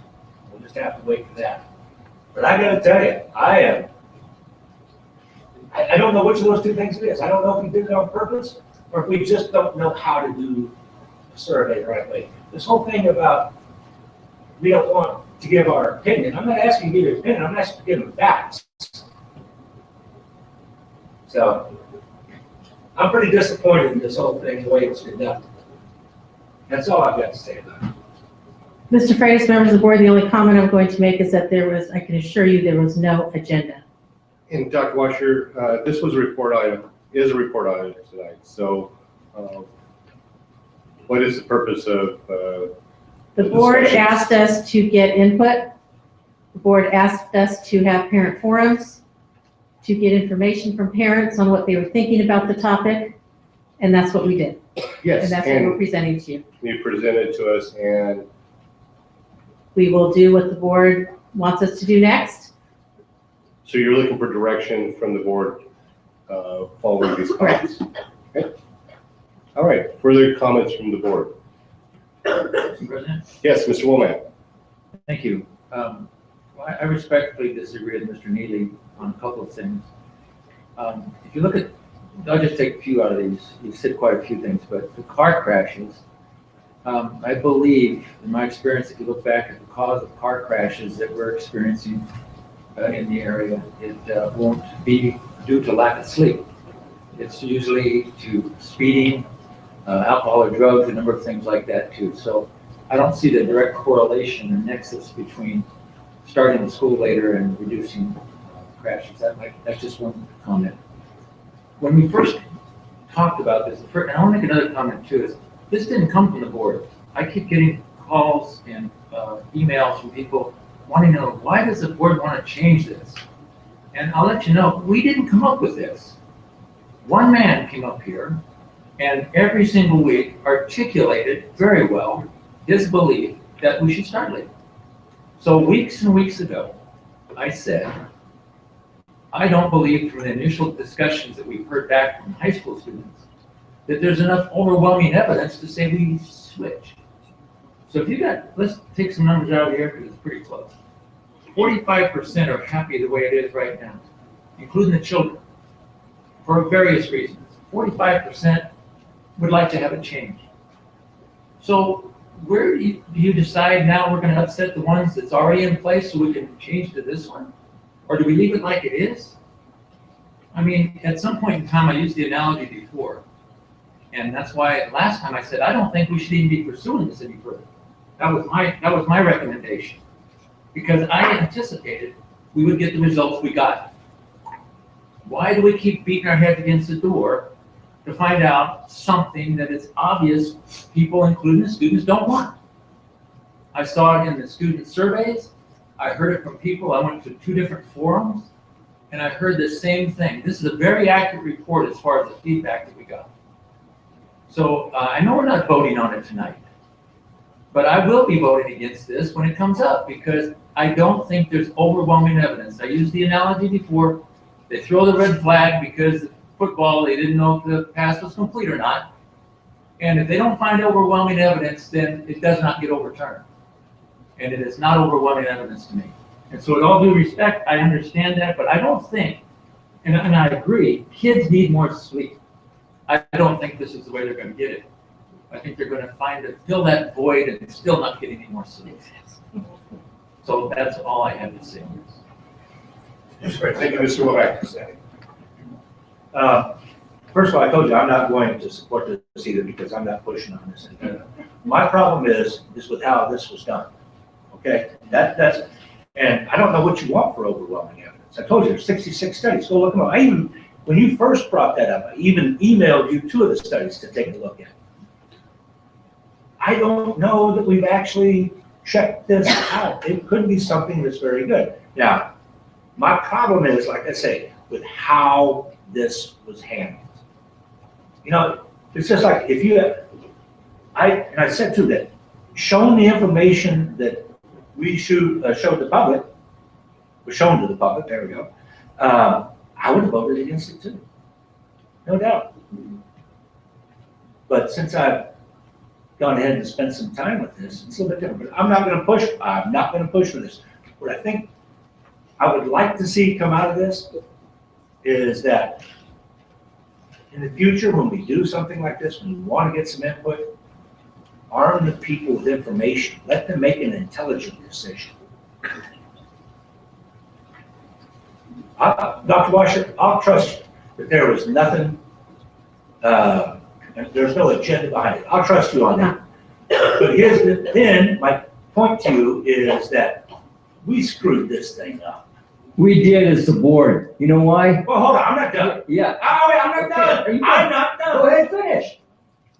I don't want to see that happen again.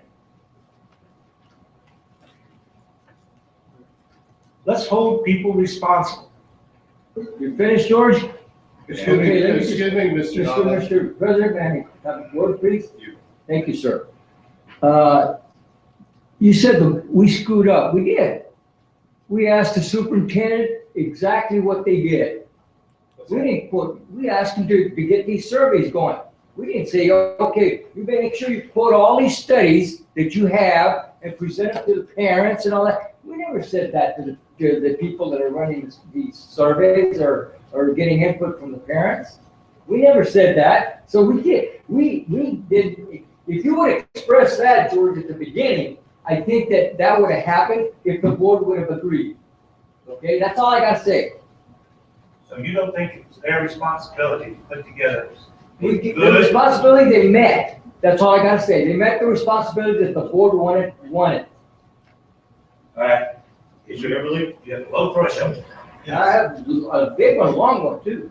After attending 2 of the larger ones at the high schools, I was surprisingly, first of all, the turnout. It was the 2 I went to had pretty good turnout. And I was very pleased that what the district presented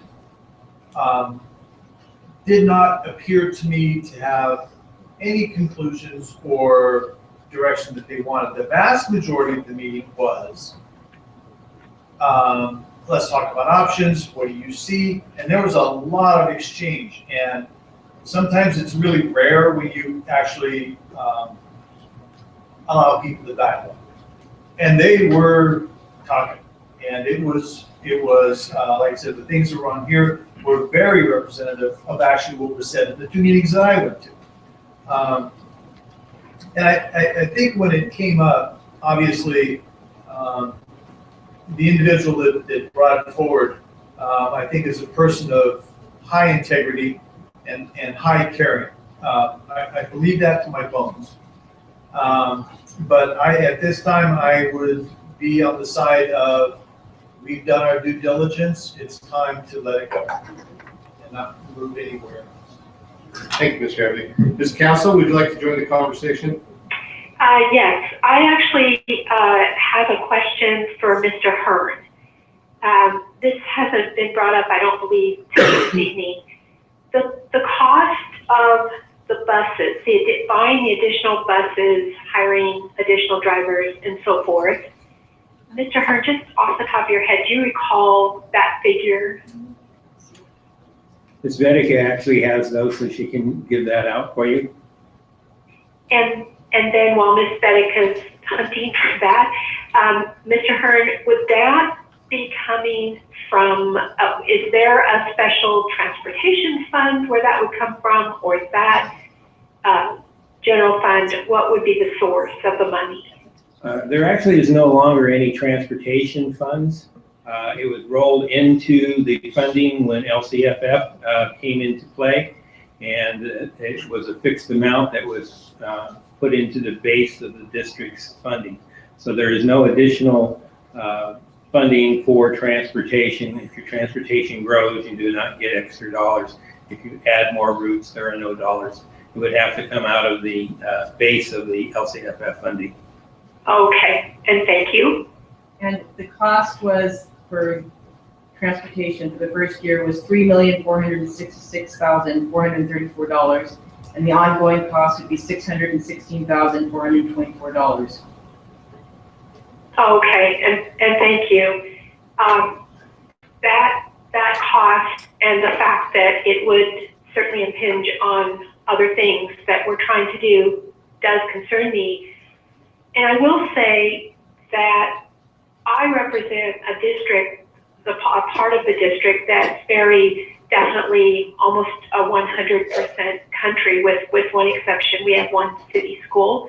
But I heard from a lot of country folks, and I do thank the staff for following the direction of the board in going out and gathering information, because that's what I wanted to know is from the people that it would affect. I wanted to hear from them. And I would say from looking at all these graphs, there was not a groundswell of support as such. But in my district, I think because people are, the roosters start crowing at 4:30 in the morning in my yard, that they're very much early people because of the nature of just the work that they're doing or whatever. They were adamantly opposed to the change. And so I was one that was kind of vacillating back and forth. But for me, what settles it for me is that high cost. I would much rather, at least in the short term, there are programs that desperately need an infusion of cash, and I would not be comfortable in spending that amount of money on it at this time. Thank you, Ms. Castle. Mr. Topham? It's very hard for me to contain myself on this item. Having been a high school principal for 20 years, I'm somewhat prejudiced, I guess, one way or the other. One of the things that I look at are the 4 high schools that we have in this district. The facilities on the 4 high schools are not equal. And as a result, when you take a high school like Lodi High, which does not have sufficient space, they would have a very difficult time making a change. One of the things that I found is that the program after school was as important, if not more important, to a vast majority of students.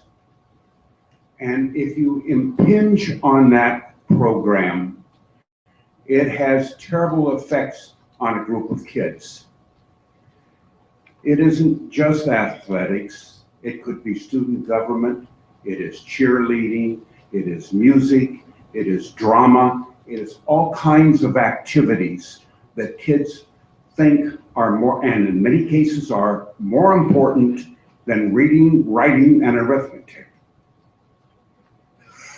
So the reason that I would personally maintain the existing schedule with one exception, and I mentioned it some months ago at a board meeting, is if there are a large number of students that want to start later, is that you simply add a 7th period.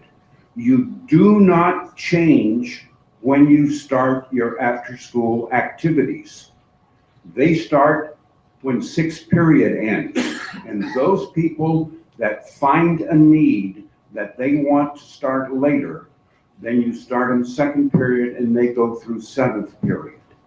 But you certainly, I can't, as a former administrator, make that change, regardless of what studies have been done.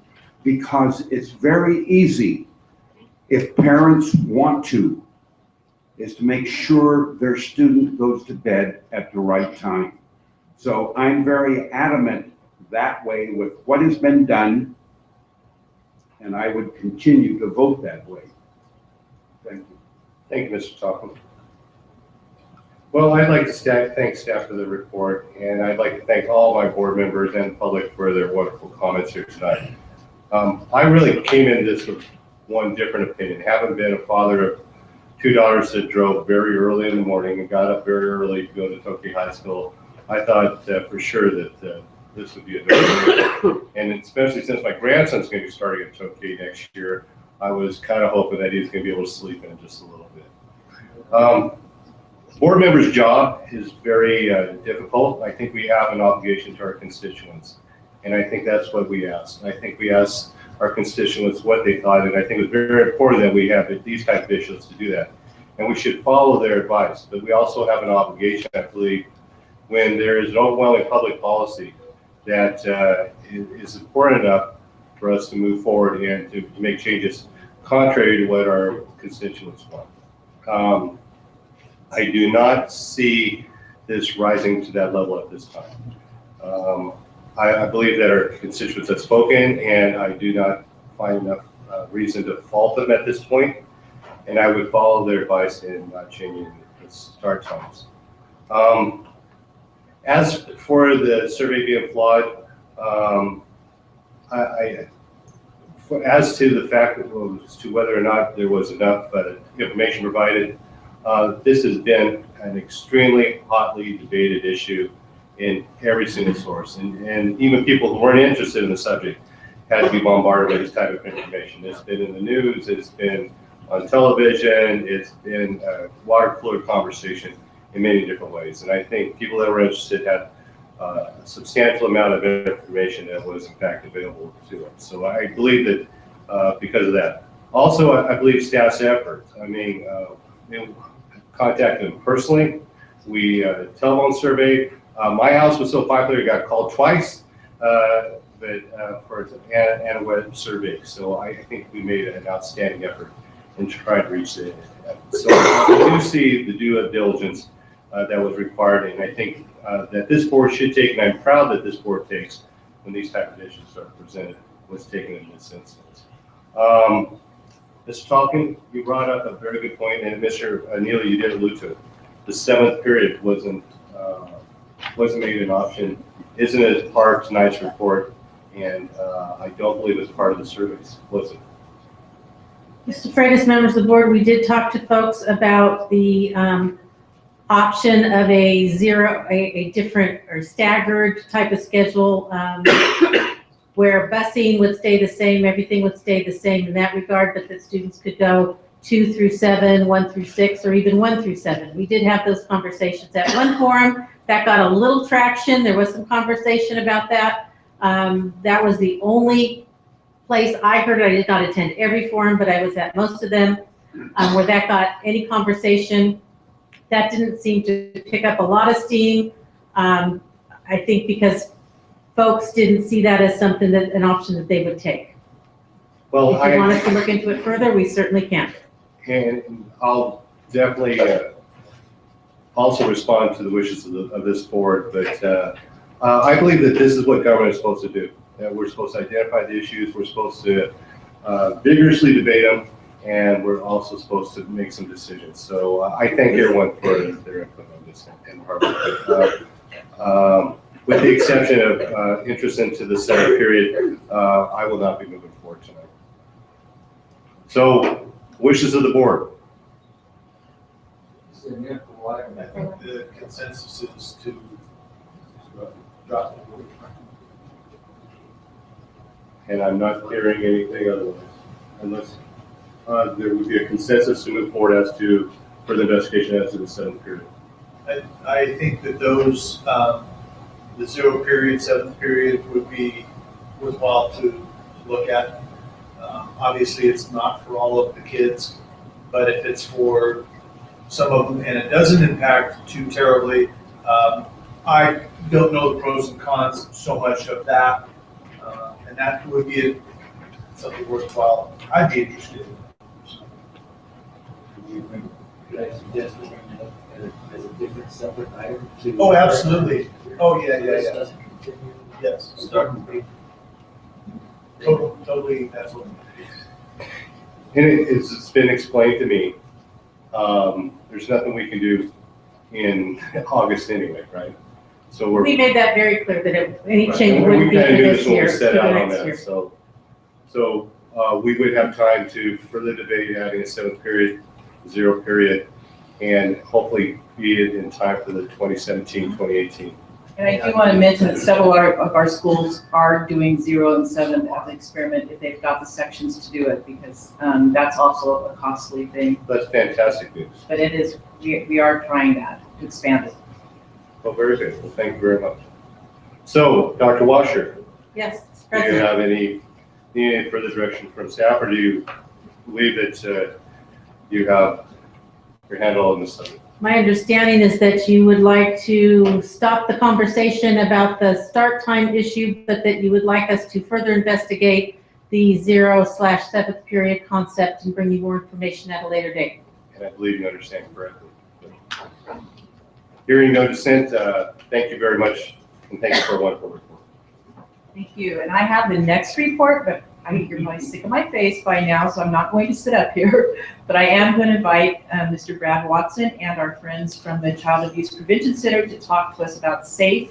And as soon as they are done, then Mr. Paul Warren and some of the elementary counselors will come up and talk about elementary counseling. Well, you're doing such a wonderful job. Why don't you just go ahead and introduce the next item? All right, so we have our second report item is meeting on the social and economic needs of students through SAFE, which is Students and Family Empowerment Program in Elementary Counseling. Ms. Bettico.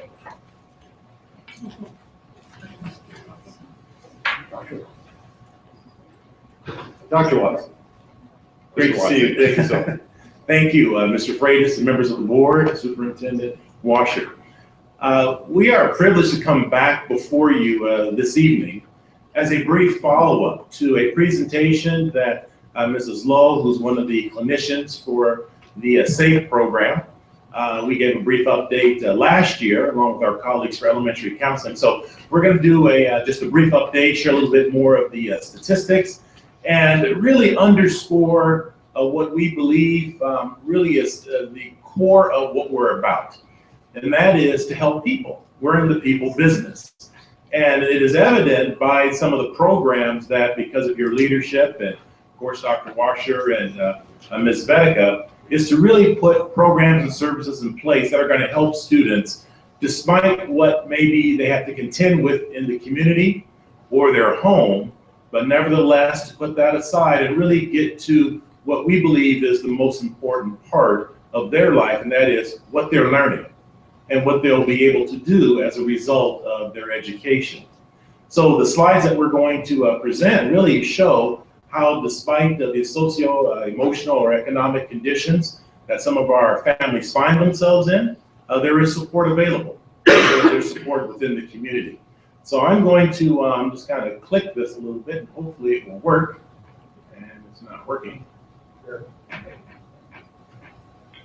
I'll click it for you. Thank you, thank you. So these are the LCAP priorities. We'll go to the next slide. And this is the overview of SAFE. And just as a quick reminder, it's an outreach where the community agency, the Child Abuse Prevention Council, has a program standing for student and family empowerment. That's what SAFE's all about. And you see the model that is being used and the areas that are being addressed. And our families benefit from each of these as we look at ways in which to link the school with the home and vice versa. In the next slide, you see some of the providers through the SAFE program. But if you look at the third bullet, Initially, we were looking obviously at the Delta Sierra region, which includes 5 of the elementary schools that feed into the school that I serve. But you notice that Bear Creek is there as well as McNair. And part of the reason for that is as students move from elementary school within those 5 communities into Delta Sierra, they get older and they move into high school. And so part of the goal is to help students with a wraparound service delivery of support that will carry into the high school. And that's why you see the 2 high schools there. The referrals from the 14-15 school year are listed, as well as the 15-16 school year, and you see the demands and the needs continue to be met. The next slide gets into really the theory behind how to provide support. So I'm going to defer at this point to my colleague, Mrs. Lowe, who's one of our clinicians from SAFE, and she'll walk us through a little bit of this as well. Welcome, Mrs. Lowe. Thank you. Good evening, members of the board. So we are so excited to talk some more about the SAFE program. The design of the SAFE program pairs a clinician with a family advocate for all of the youth that are referred to the program. So the clinician, of course, provides intensive mental health services at the school, and the family advocate's job is to get into the home and really understand what's going on in the home that may be perpetuating some of the behaviors that are showing up in the classroom and address the whole needs of the family. In addition, the family advocate can work with the parent to support with the youth's treatment goals that are happening in individual sessions as well. So that is sort of the structure of it. We also, so we provide individual services for many of our youth. They don't necessarily meet the criteria for needing individual mental health services, but they do need some kind of intervention. So we provide group interventions to those youth, and group topics. There's a large range of group topics that we provide. Many groups have been focused on social skills, grief and loss, dealing with bullying, peer issues, all kinds of things.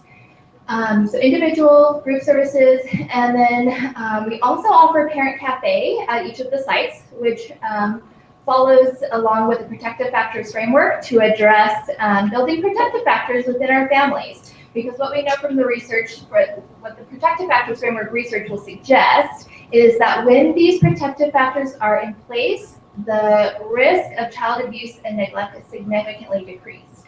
So we are trying to support individual students as well as families from at all levels. And of course, when family advocates go into the home, they re-emphasize those same protective factors. So we're really continuing to push that message that we want to build strong families. Then this particular slide, so we did not have this the last time we were here to present to you, so we are excited to share some of this data. So the slide that you are looking at is the 2014-15 school year data with respect to the 4 measurable areas that we target, which are absences, behavior referrals, suspensions, and GPA. The fifth and the first actually, the final one is for students who improve in more than 2 areas are scored. So what you'll see is that 65% of students last year in our pilot year showed improvement in at least 2 of those areas. The number of absences for the youth that we served decreased by 44%, or 44% of the youth that we saw had decreased absences rather. 75% of the youth that we served showed a decrease in behavior referrals. 58% of the youth that we served showed a decrease in suspensions, and 76% showed an improvement in their GPA. So all in a pilot year, which leads me to our next slide, which highlights the really positive progression for this year that we're seeing already. This is only reflective of Q1 and Q2 data, because obviously we just wrapped up Q3, so we don't have that data yet, but we're confident that it'll show equally positive results. So what you see, the green bars are this year, the blue ones are the ones that we just saw on the previous slide. So already to date, 81% of our youth are showing a decrease or showing an improvement in at least 2 of those areas. So significant improvement over last year. 61% of youth are showing a decrease in absences already. 82% are showing a decrease in the number of behavior referrals. 82% showing a decrease in suspensions, and 80% improvement in their GPA. So overall, we are seeing really positive outcomes with the program that we're implementing. The youth are really benefiting, the schools are benefiting as well, and certainly the families are better too.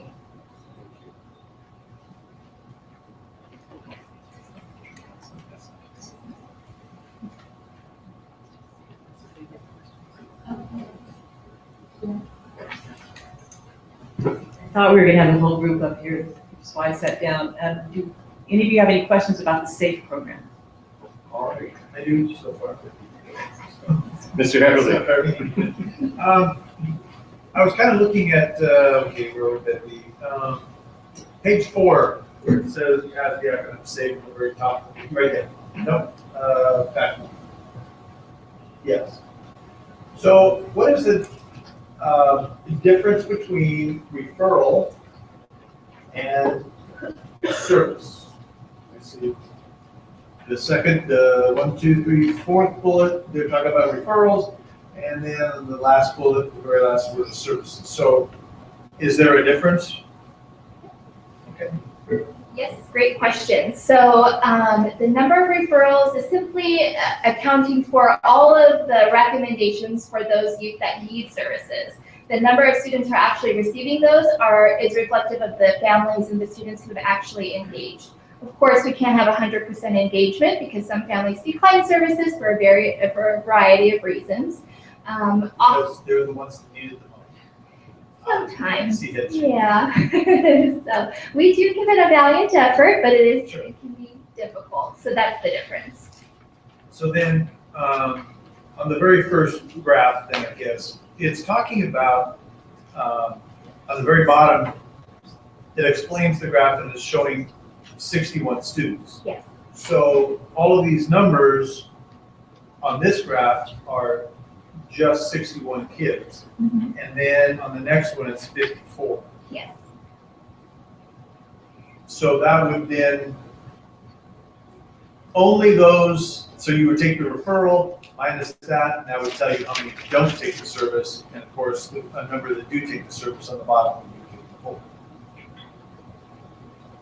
Because you have this many referrals, yeah. You have this many you actually work on. Mm-hmm. Obviously, that leaves you how many that aren't interested. Right, so the data is reflective of the same group that accepts the services. So of the larger number of referrals that come in, the 54 are the ones who have accepted services. The discrepancy in the number between on the slide 2 back is for 2014-15, the 61 students is the number of students that engaged in individual services only. That is all we collected data for in our pilot year. The other, excuse my math, but whatever 106 minus 61 is, those students received group services only.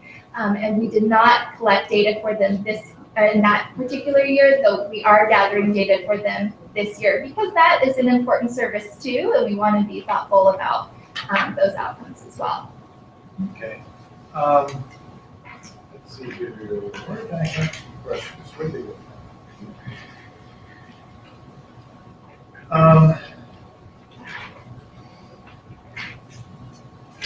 Yeah, we'll just stick with that chart. So the employees that are the family advocates, those are employees of the Child Abuse Prevention Council, and the district contracts with your organization. Yes, sir. Okay. Are there other job classifications that are also included within that contract? The clinicians are included in that as well. Oh, okay. Mm-hmm. All right, and kind of the last question was more of a financial one. I was also at the LCAP meeting where there were a lot of different numbers that were thrown at us. So this would be for you, Mr. Hearn. what is the number that is in the LCAP for this year?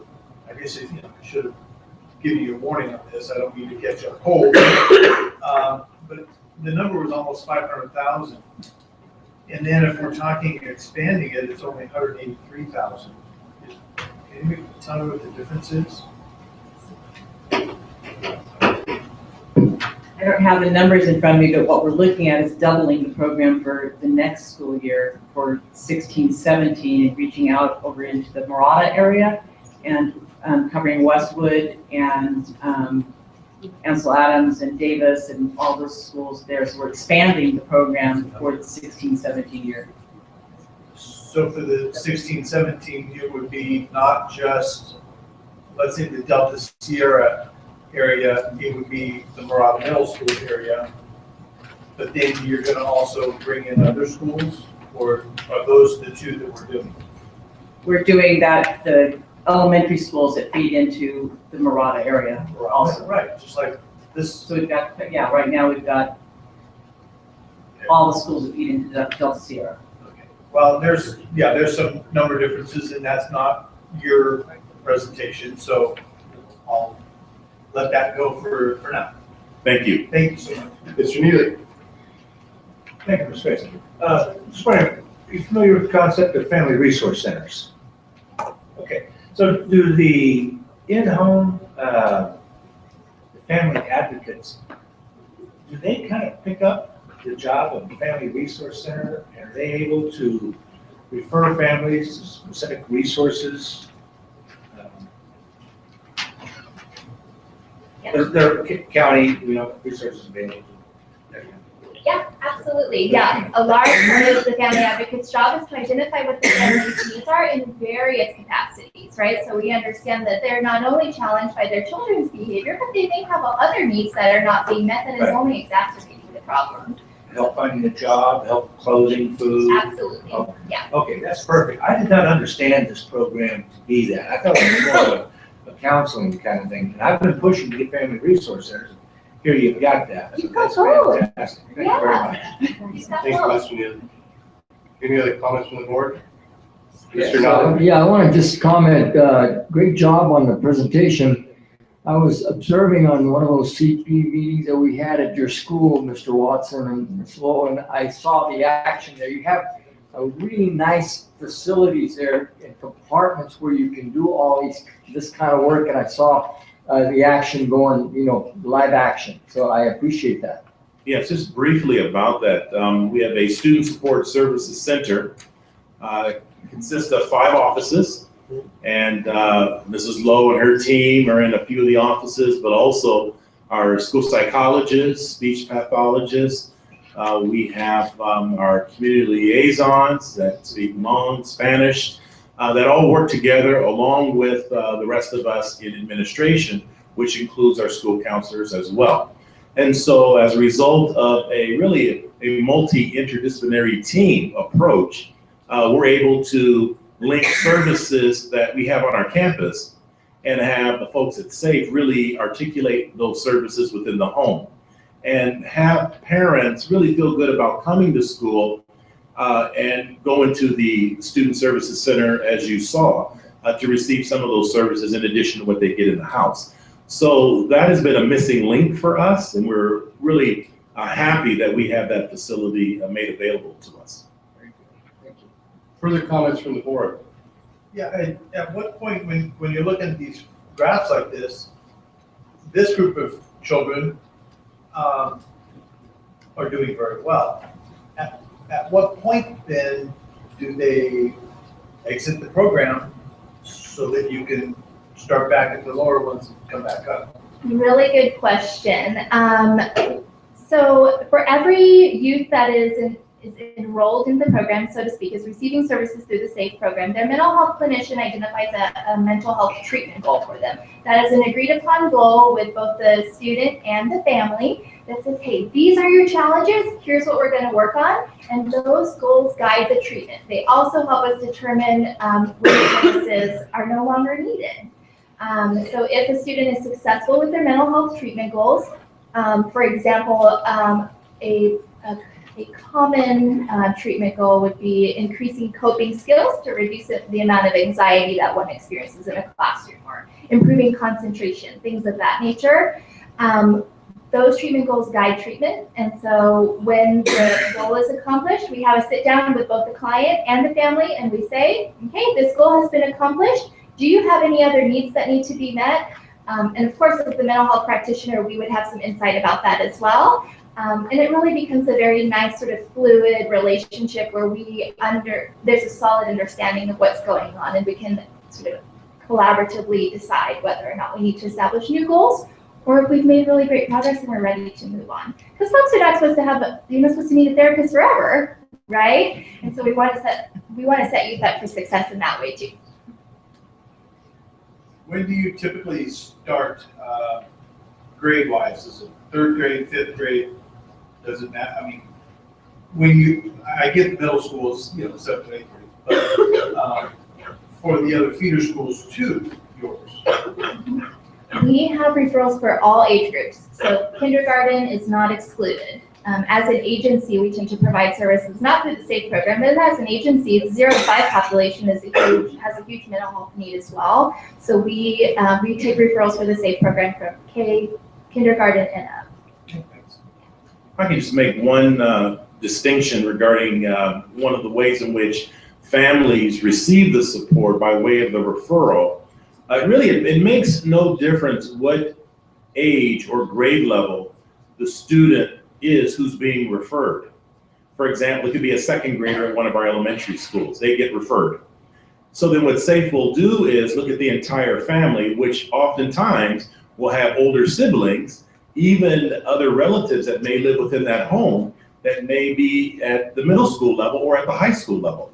And so then the entire family gets the benefit of that service through the one referral. The opposite occurs. If it's a student maybe at the middle school level, they get referred, they have an older sibling at the high school or a younger sibling that's at the elementary school, could be in kindergarten. And so that entire family is worked with. So that particular system to look at the entire family really is part and parcel with this particular program. Further comments from the board? Mr. Freitas? Yes, Ms. McIntosh. Yes, I had a question for Mr. Watson. I visited your school, I think it was last year, and what I noticed, this was when the program had just started, was that it had quite a profound effect campus-wise, and I was thinking when I was teaching how wonderful it would be to know that these multiple layered resources were there. Could you just speak to that really briefly, kind of the effect on the entire school community? Well, I'm just looking at one of the charts here. It deals with decreasing of suspensions. And why that's significant as relates to me as a principal, I know my colleagues who are principals feel the same way who have this program. As students and their families are assisted through SAFE, they develop coping skills that help students to now de-escalate a situation on the campus where otherwise it may escalate and end up in a suspension. So the more students are equipped and the families in the home are providing resources, whether it be they're being taught through SAFE or some other type of a system, the net result is to help students with coping skills to stay in school. And if it means that, yes, they do not get a suspension because they made the right decision, though they may have been upset or frustrated, it didn't result in something that would negatively impact their education. And that has a net effect across a campus to really calm it down and to really have academics be the forefront rather than maybe students coming to school in a survival mode. Thank you. Thank you, Ms. Castle. Okay, we'd like to switch right now to the elementary counselors. They'll really briefly go through what they're doing in our schools, another thing we brought back with our LCAP process. So Mr. Warren would come on up. And then we'll go to public comment afterwards.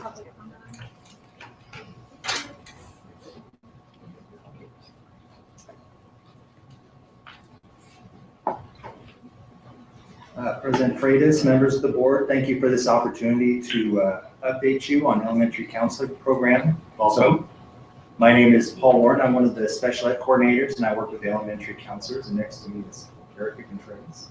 Good evening. My name is Erica Contreras, and I am one of 8 elementary counselors serving our district. So on this slide, we have a breakdown of, let's see, that's the breakdown of all the regions. We have 4 regions, and those are the schools within those regions. So.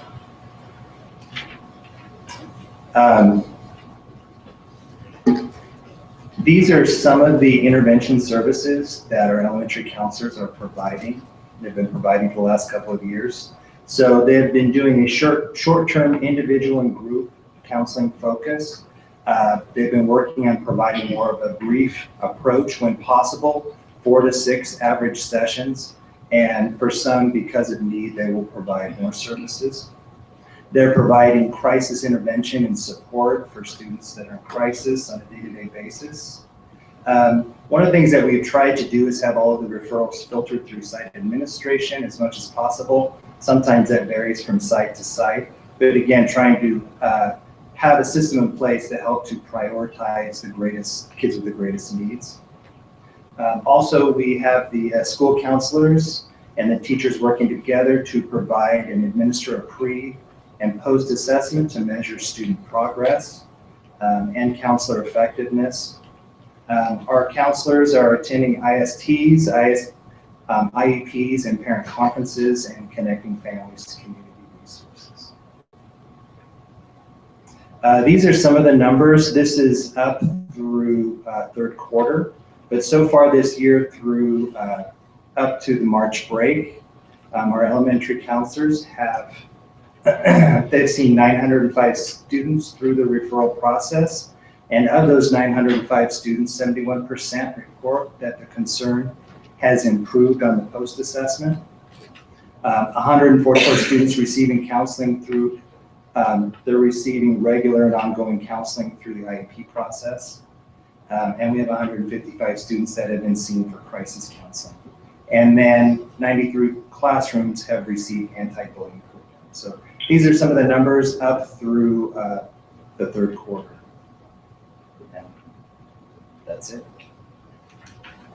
Anyhow, I just would like to close by saying how what a great experience it is to work with the elementary counselors. We've developed a phenomenal group of elementary counselors that are doing incredible work with kids. Mr. Warren? Yes. All right. Comments from the public? Yes, Mr. Prater. Oh, sorry.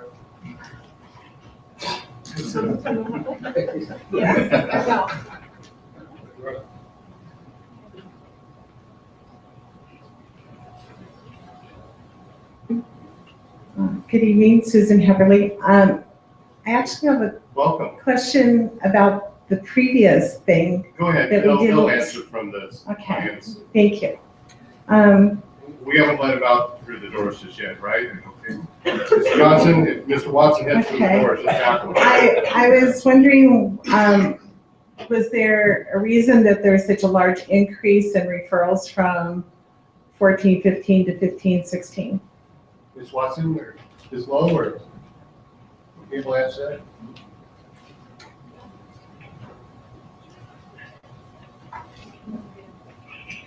We got this very comfortable seat right here. Yeah, table out there.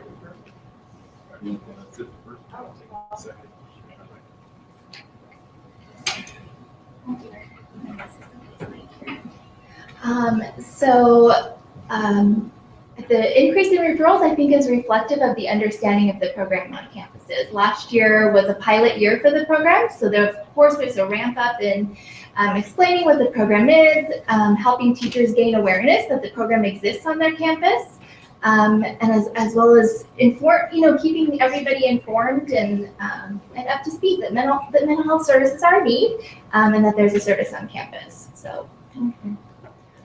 And this is coming from the LCAP meeting, is that it was I thought it was also $500,000, but is that directly funded from LCAP, or is there a special grant for this? Where is the money coming from? Because It was on the LCAP report. Yes, but Mr. There wasn't very much time to talk about anything at the LCAP meeting. Yeah, it's under goal 3, action item number 7, and it is included in the LCAP, which means it is coming from LCF funding.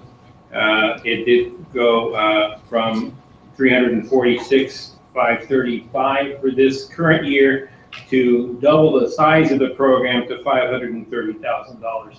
These are all LCFF funding. And it is also considered a supplemental concentration, which is meeting the proportionality of the district. That was my next question, if it was part of that funding. Okay. You can read minds. Very good at Yeah, well, was the next logical question. Thank you. Okay, thank you, Sam. So let me elaborate on that then. At what budget year is it at the 500,000? 15, 16?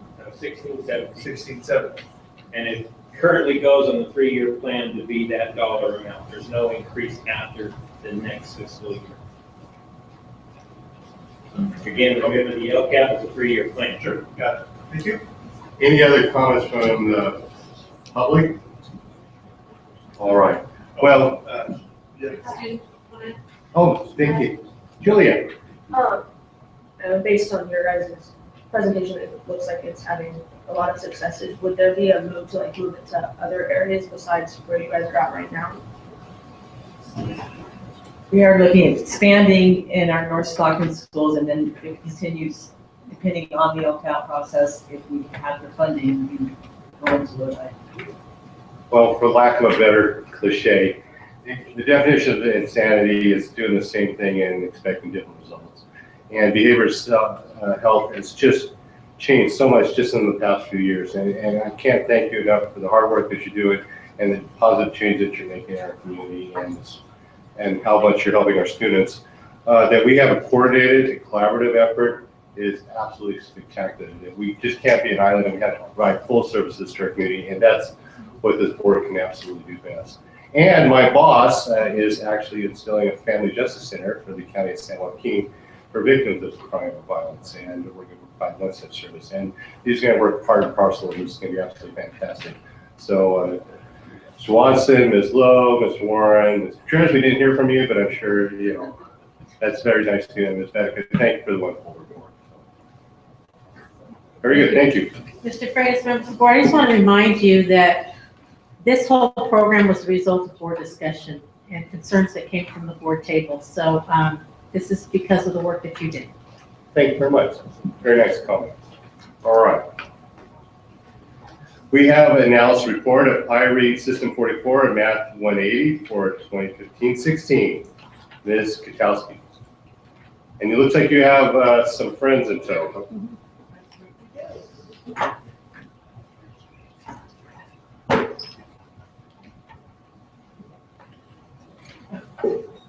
President Freitas, members of the board, and Dr. Washer, I have Sam Howe here from, I don't know, what is your new title of it's called Mifflin Harcourt, huh? HMH. So I've been here for the last several years under the Scholastic banner, and approximately 10 months ago, Scholastic sold their division to Houghton Mifflin Harcourt. We're still the same people, we're still the same programs. The only thing that's changed is that we have to get new business cards and fill out lots of new paperwork. But it's a pleasure to be back here for year 4. Thank you. This is a very simple report, and it's a good news report. You are using approximately, there are about 11,000 students using the programs. You can see them listed on the top slide. IREAD is a product that's designed to provide supplemental foundational skills in literacy to K-2 students. READ 180 and System 44 intervention for upper elementary through middle and high school. And then we have Math 180, which is an intervention program for middle school students in mathematics. I'm going to, I guess this works. May I click this forward? There we go. So I'm going to start you with IREAD and want to acquaint you with the way that we present the data for this program. This is 3/4 of the school year. We're looking at first grade students with the initial column, which is where they started the year, and then where they are at this point in the school year. And what I want to point out to you is, first and foremost, the majority of the first grade students started the year, there's 2,038 in the data set, started the year at the kindergarten level in their basic skills, with some of the students, roughly a quarter, starting on uppercase letter recognition, which is a fancy way for saying that they're still needing to work on identifying the key letters of the alphabet.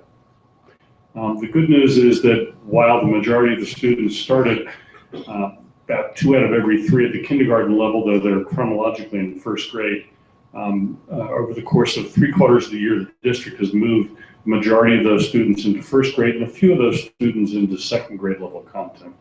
But I want to point out that there are some significant literacy problems that come to the district and enter at kindergarten first grade level. If we look a little bit further into second grade, you see we still have, out of the 2,100 students, we have about 800 so that are still working at kindergarten level content, another chunk of them working at first grade level content, and about a quarter of the students actually on second grade level content at the beginning of the year.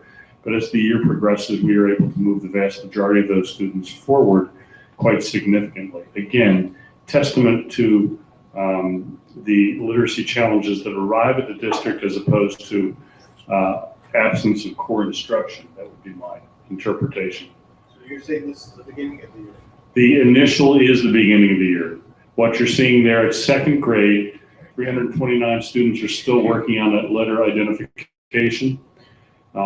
Unit 3, which covers letter sounds, where you have 379 students there, is basic phonemes. So the k for cat is a basic phoneme.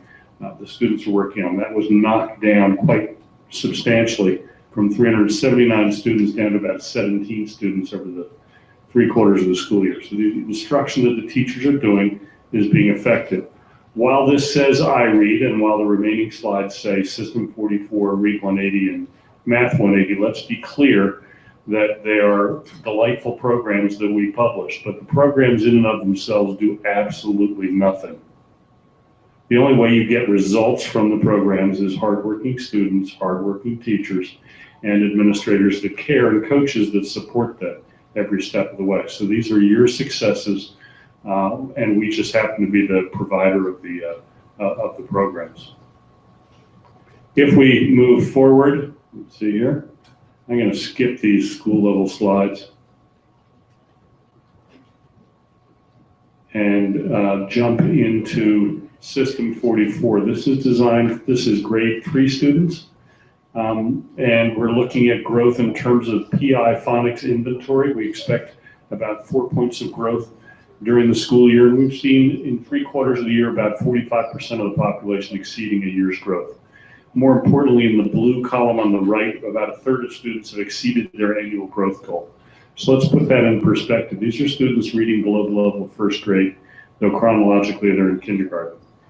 They've never had a year's growth in a year's time. Frankly, they've never really had half a year's growth per year of schooling. And what you're seeing in 3/4 of a year is about a third of the students above a 1-year mark. It takes them time to build that foundational skills, but they are doing it successfully. If we look at math, in this case, we're looking at a population that is using the program at 6th grade, am I correct? Middle school primarily. What we're seeing is the average student came in at a 423 quantile. Think of a temperature measurement. Quantile is the equivalent of the temperature measurement for mathematics skills. What that translates to is the students are approximately coming in performing at a 2nd grade level in terms of their mathematics skills. They've gained slightly more than a year in about 3/4 of a year. Again, a population that's never had a year's growth in a year of schooling, because they're on average running 4 to 6 years below grade level at entry. So that's strong results. You see that both in Math 180 Course 1, which is working on foundational skills of division and fractions, and then you see it in Math 180 Course 2, similarly slightly more than a year's worth of growth at the middle and high school for students that are working on decimals and percentages, for example. And then I want to take you back to the centerpiece of this, which is this slide, and I'll end here.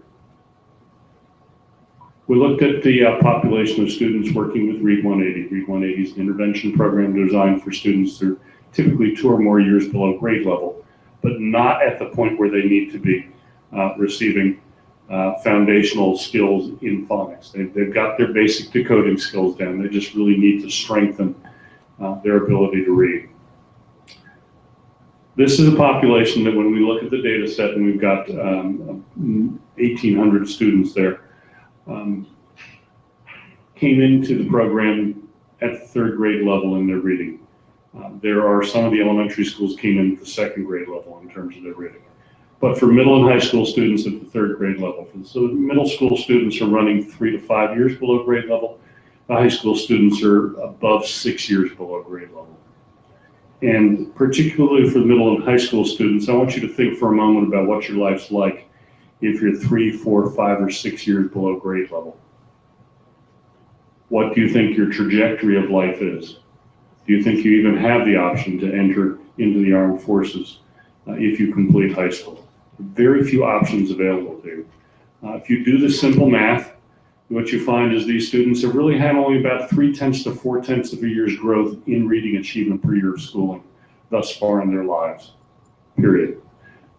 What you're seeing in this data, in 3/4 of a year, 6 out of every 10 students have gotten more than a year's growth. But more importantly, to the right, 30%, so roughly 1 out of every 3 has gotten 2 years growth in 3/4 of a year's time.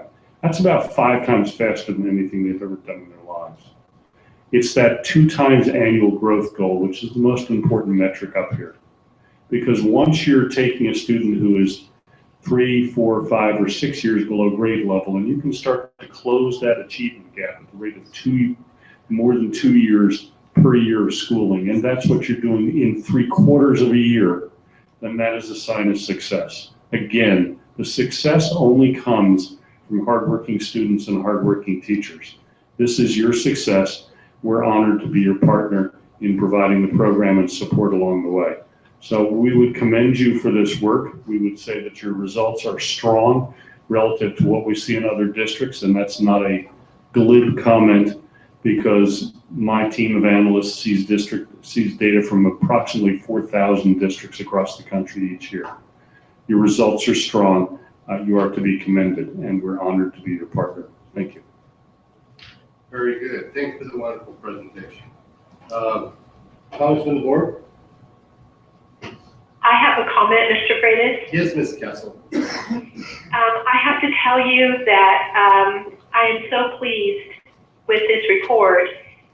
The board, as in our entirety, put our hopes behind this program, believing that these children would have a much better shot at life, basically. And what you've told us is that is indeed happening. So I couldn't be happier. And yes, it is due to the hard work of the teachers, the hard work of the students. I'm so pleased. Thank you for the report. Thank you, Ms. Castle. Any other comments from the board?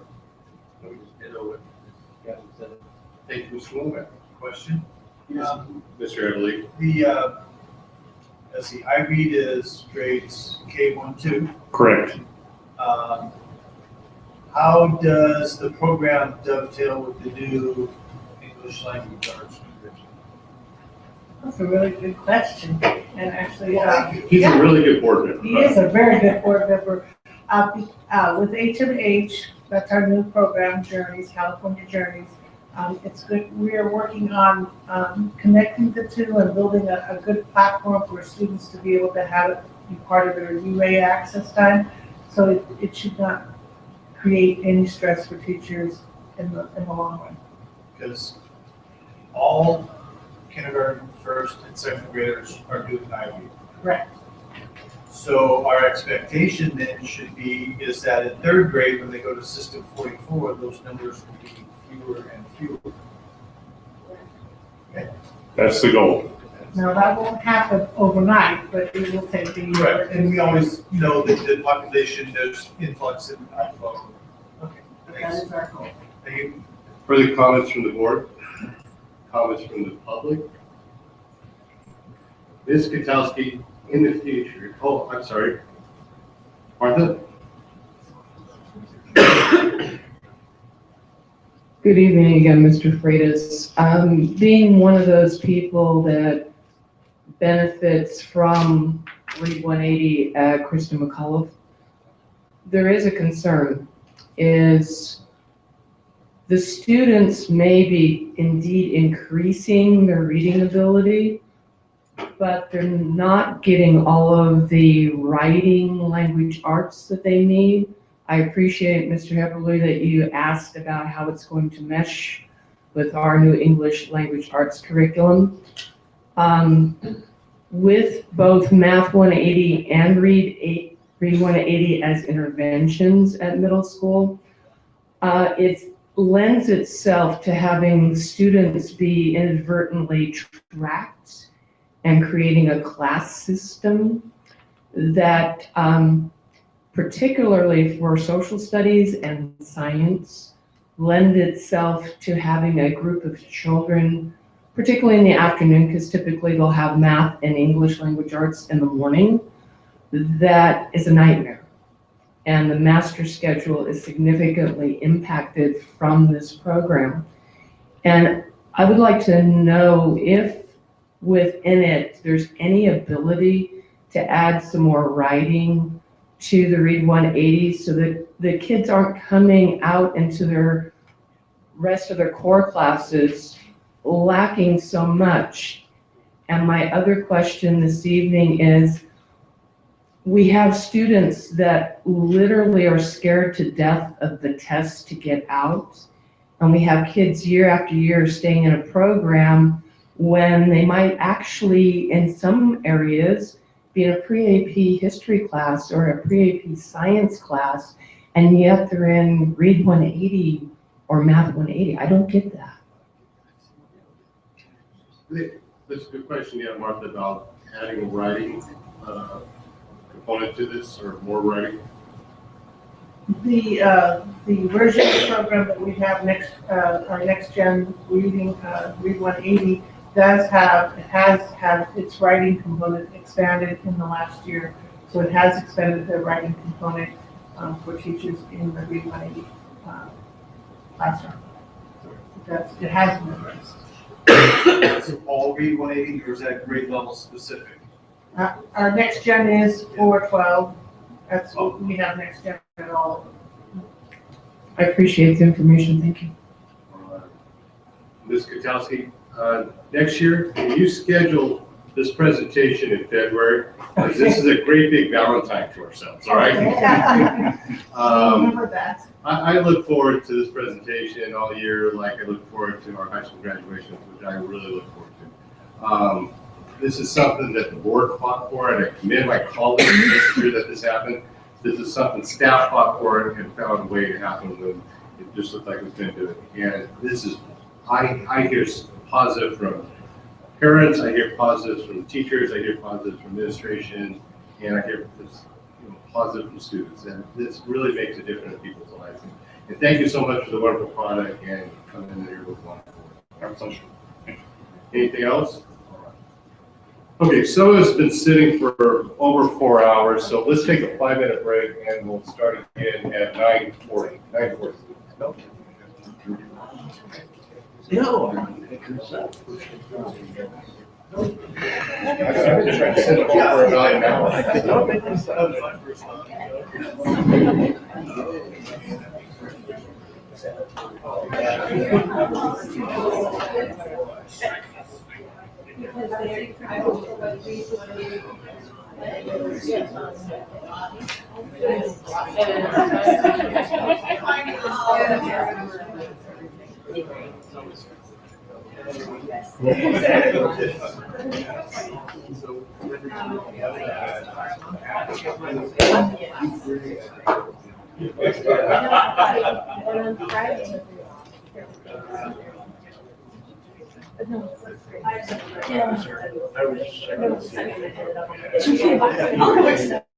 Yes, All I know is that indeed, once you go out, the real English, they really don't. And again, they're in everybody else. So then, you might have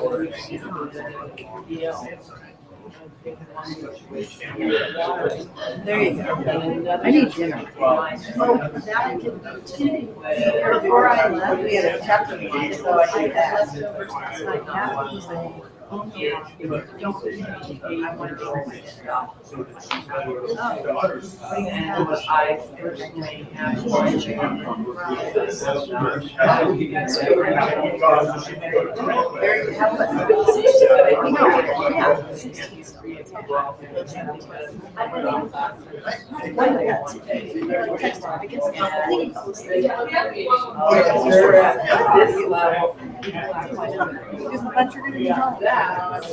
and then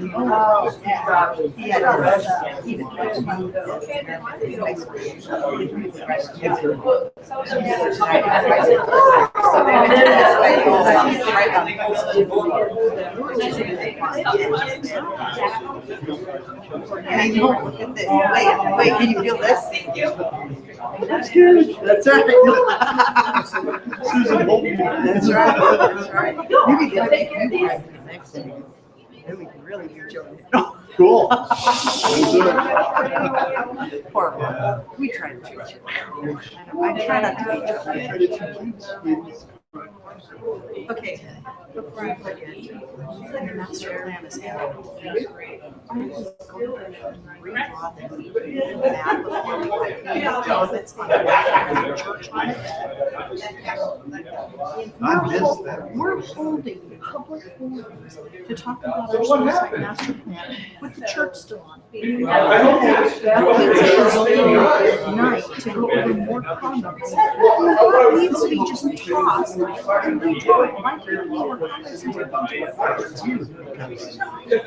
Ridiculous. You went to two, Lodi, then you went to Tokyo. Zipped over. They were rolling them up as I got there. The only ones I saw were Lodi, yeah, I saw Edith, I saw Lodi Middle, and I looked over and here, what school is this? That sounds bad.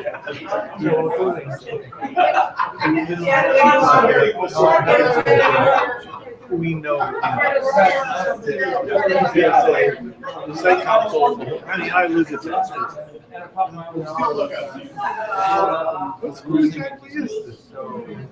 Somehow it got totally screwed up. And when I brought it to the. We have another one in another week. And it's like, this is a waste of time. It's like, I don't know, I guess I just need to call Yeah, more. just so you know. I'm sorry, this is my family here. It's not a church. And stop talking about it and having us, brainstorm ideas. It should always start with you take it too far to the field, the community's upset. Redraw. Talk about what you're going to do. All these okay, what are some ideas that you, they're not gonna build a place. What they're gonna do then is they're gonna come back and then they have, sorry, I hate to turn my back to you. Is that before goes architect. Well, you're a cancer magnet. Why are we just going having meeting after meeting? We've already talked about it. I'll ask and take a look at the plan.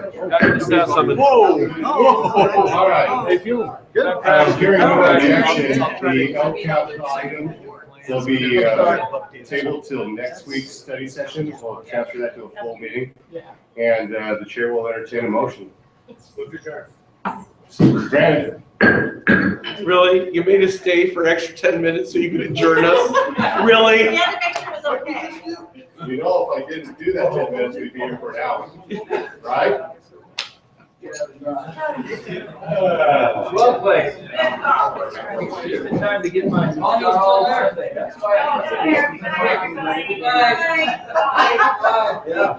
Positive reinforcement works every time. Yeah, there you go. You gotta reward yourself. I think you may have.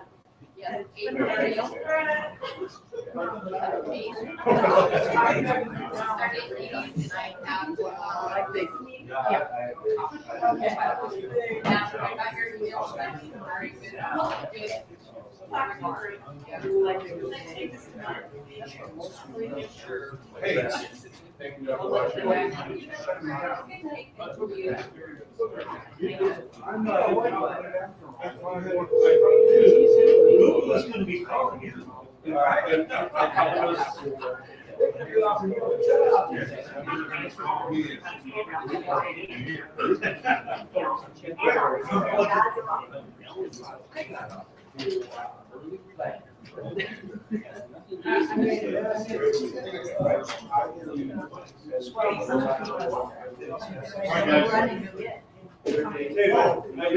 Thank you. No,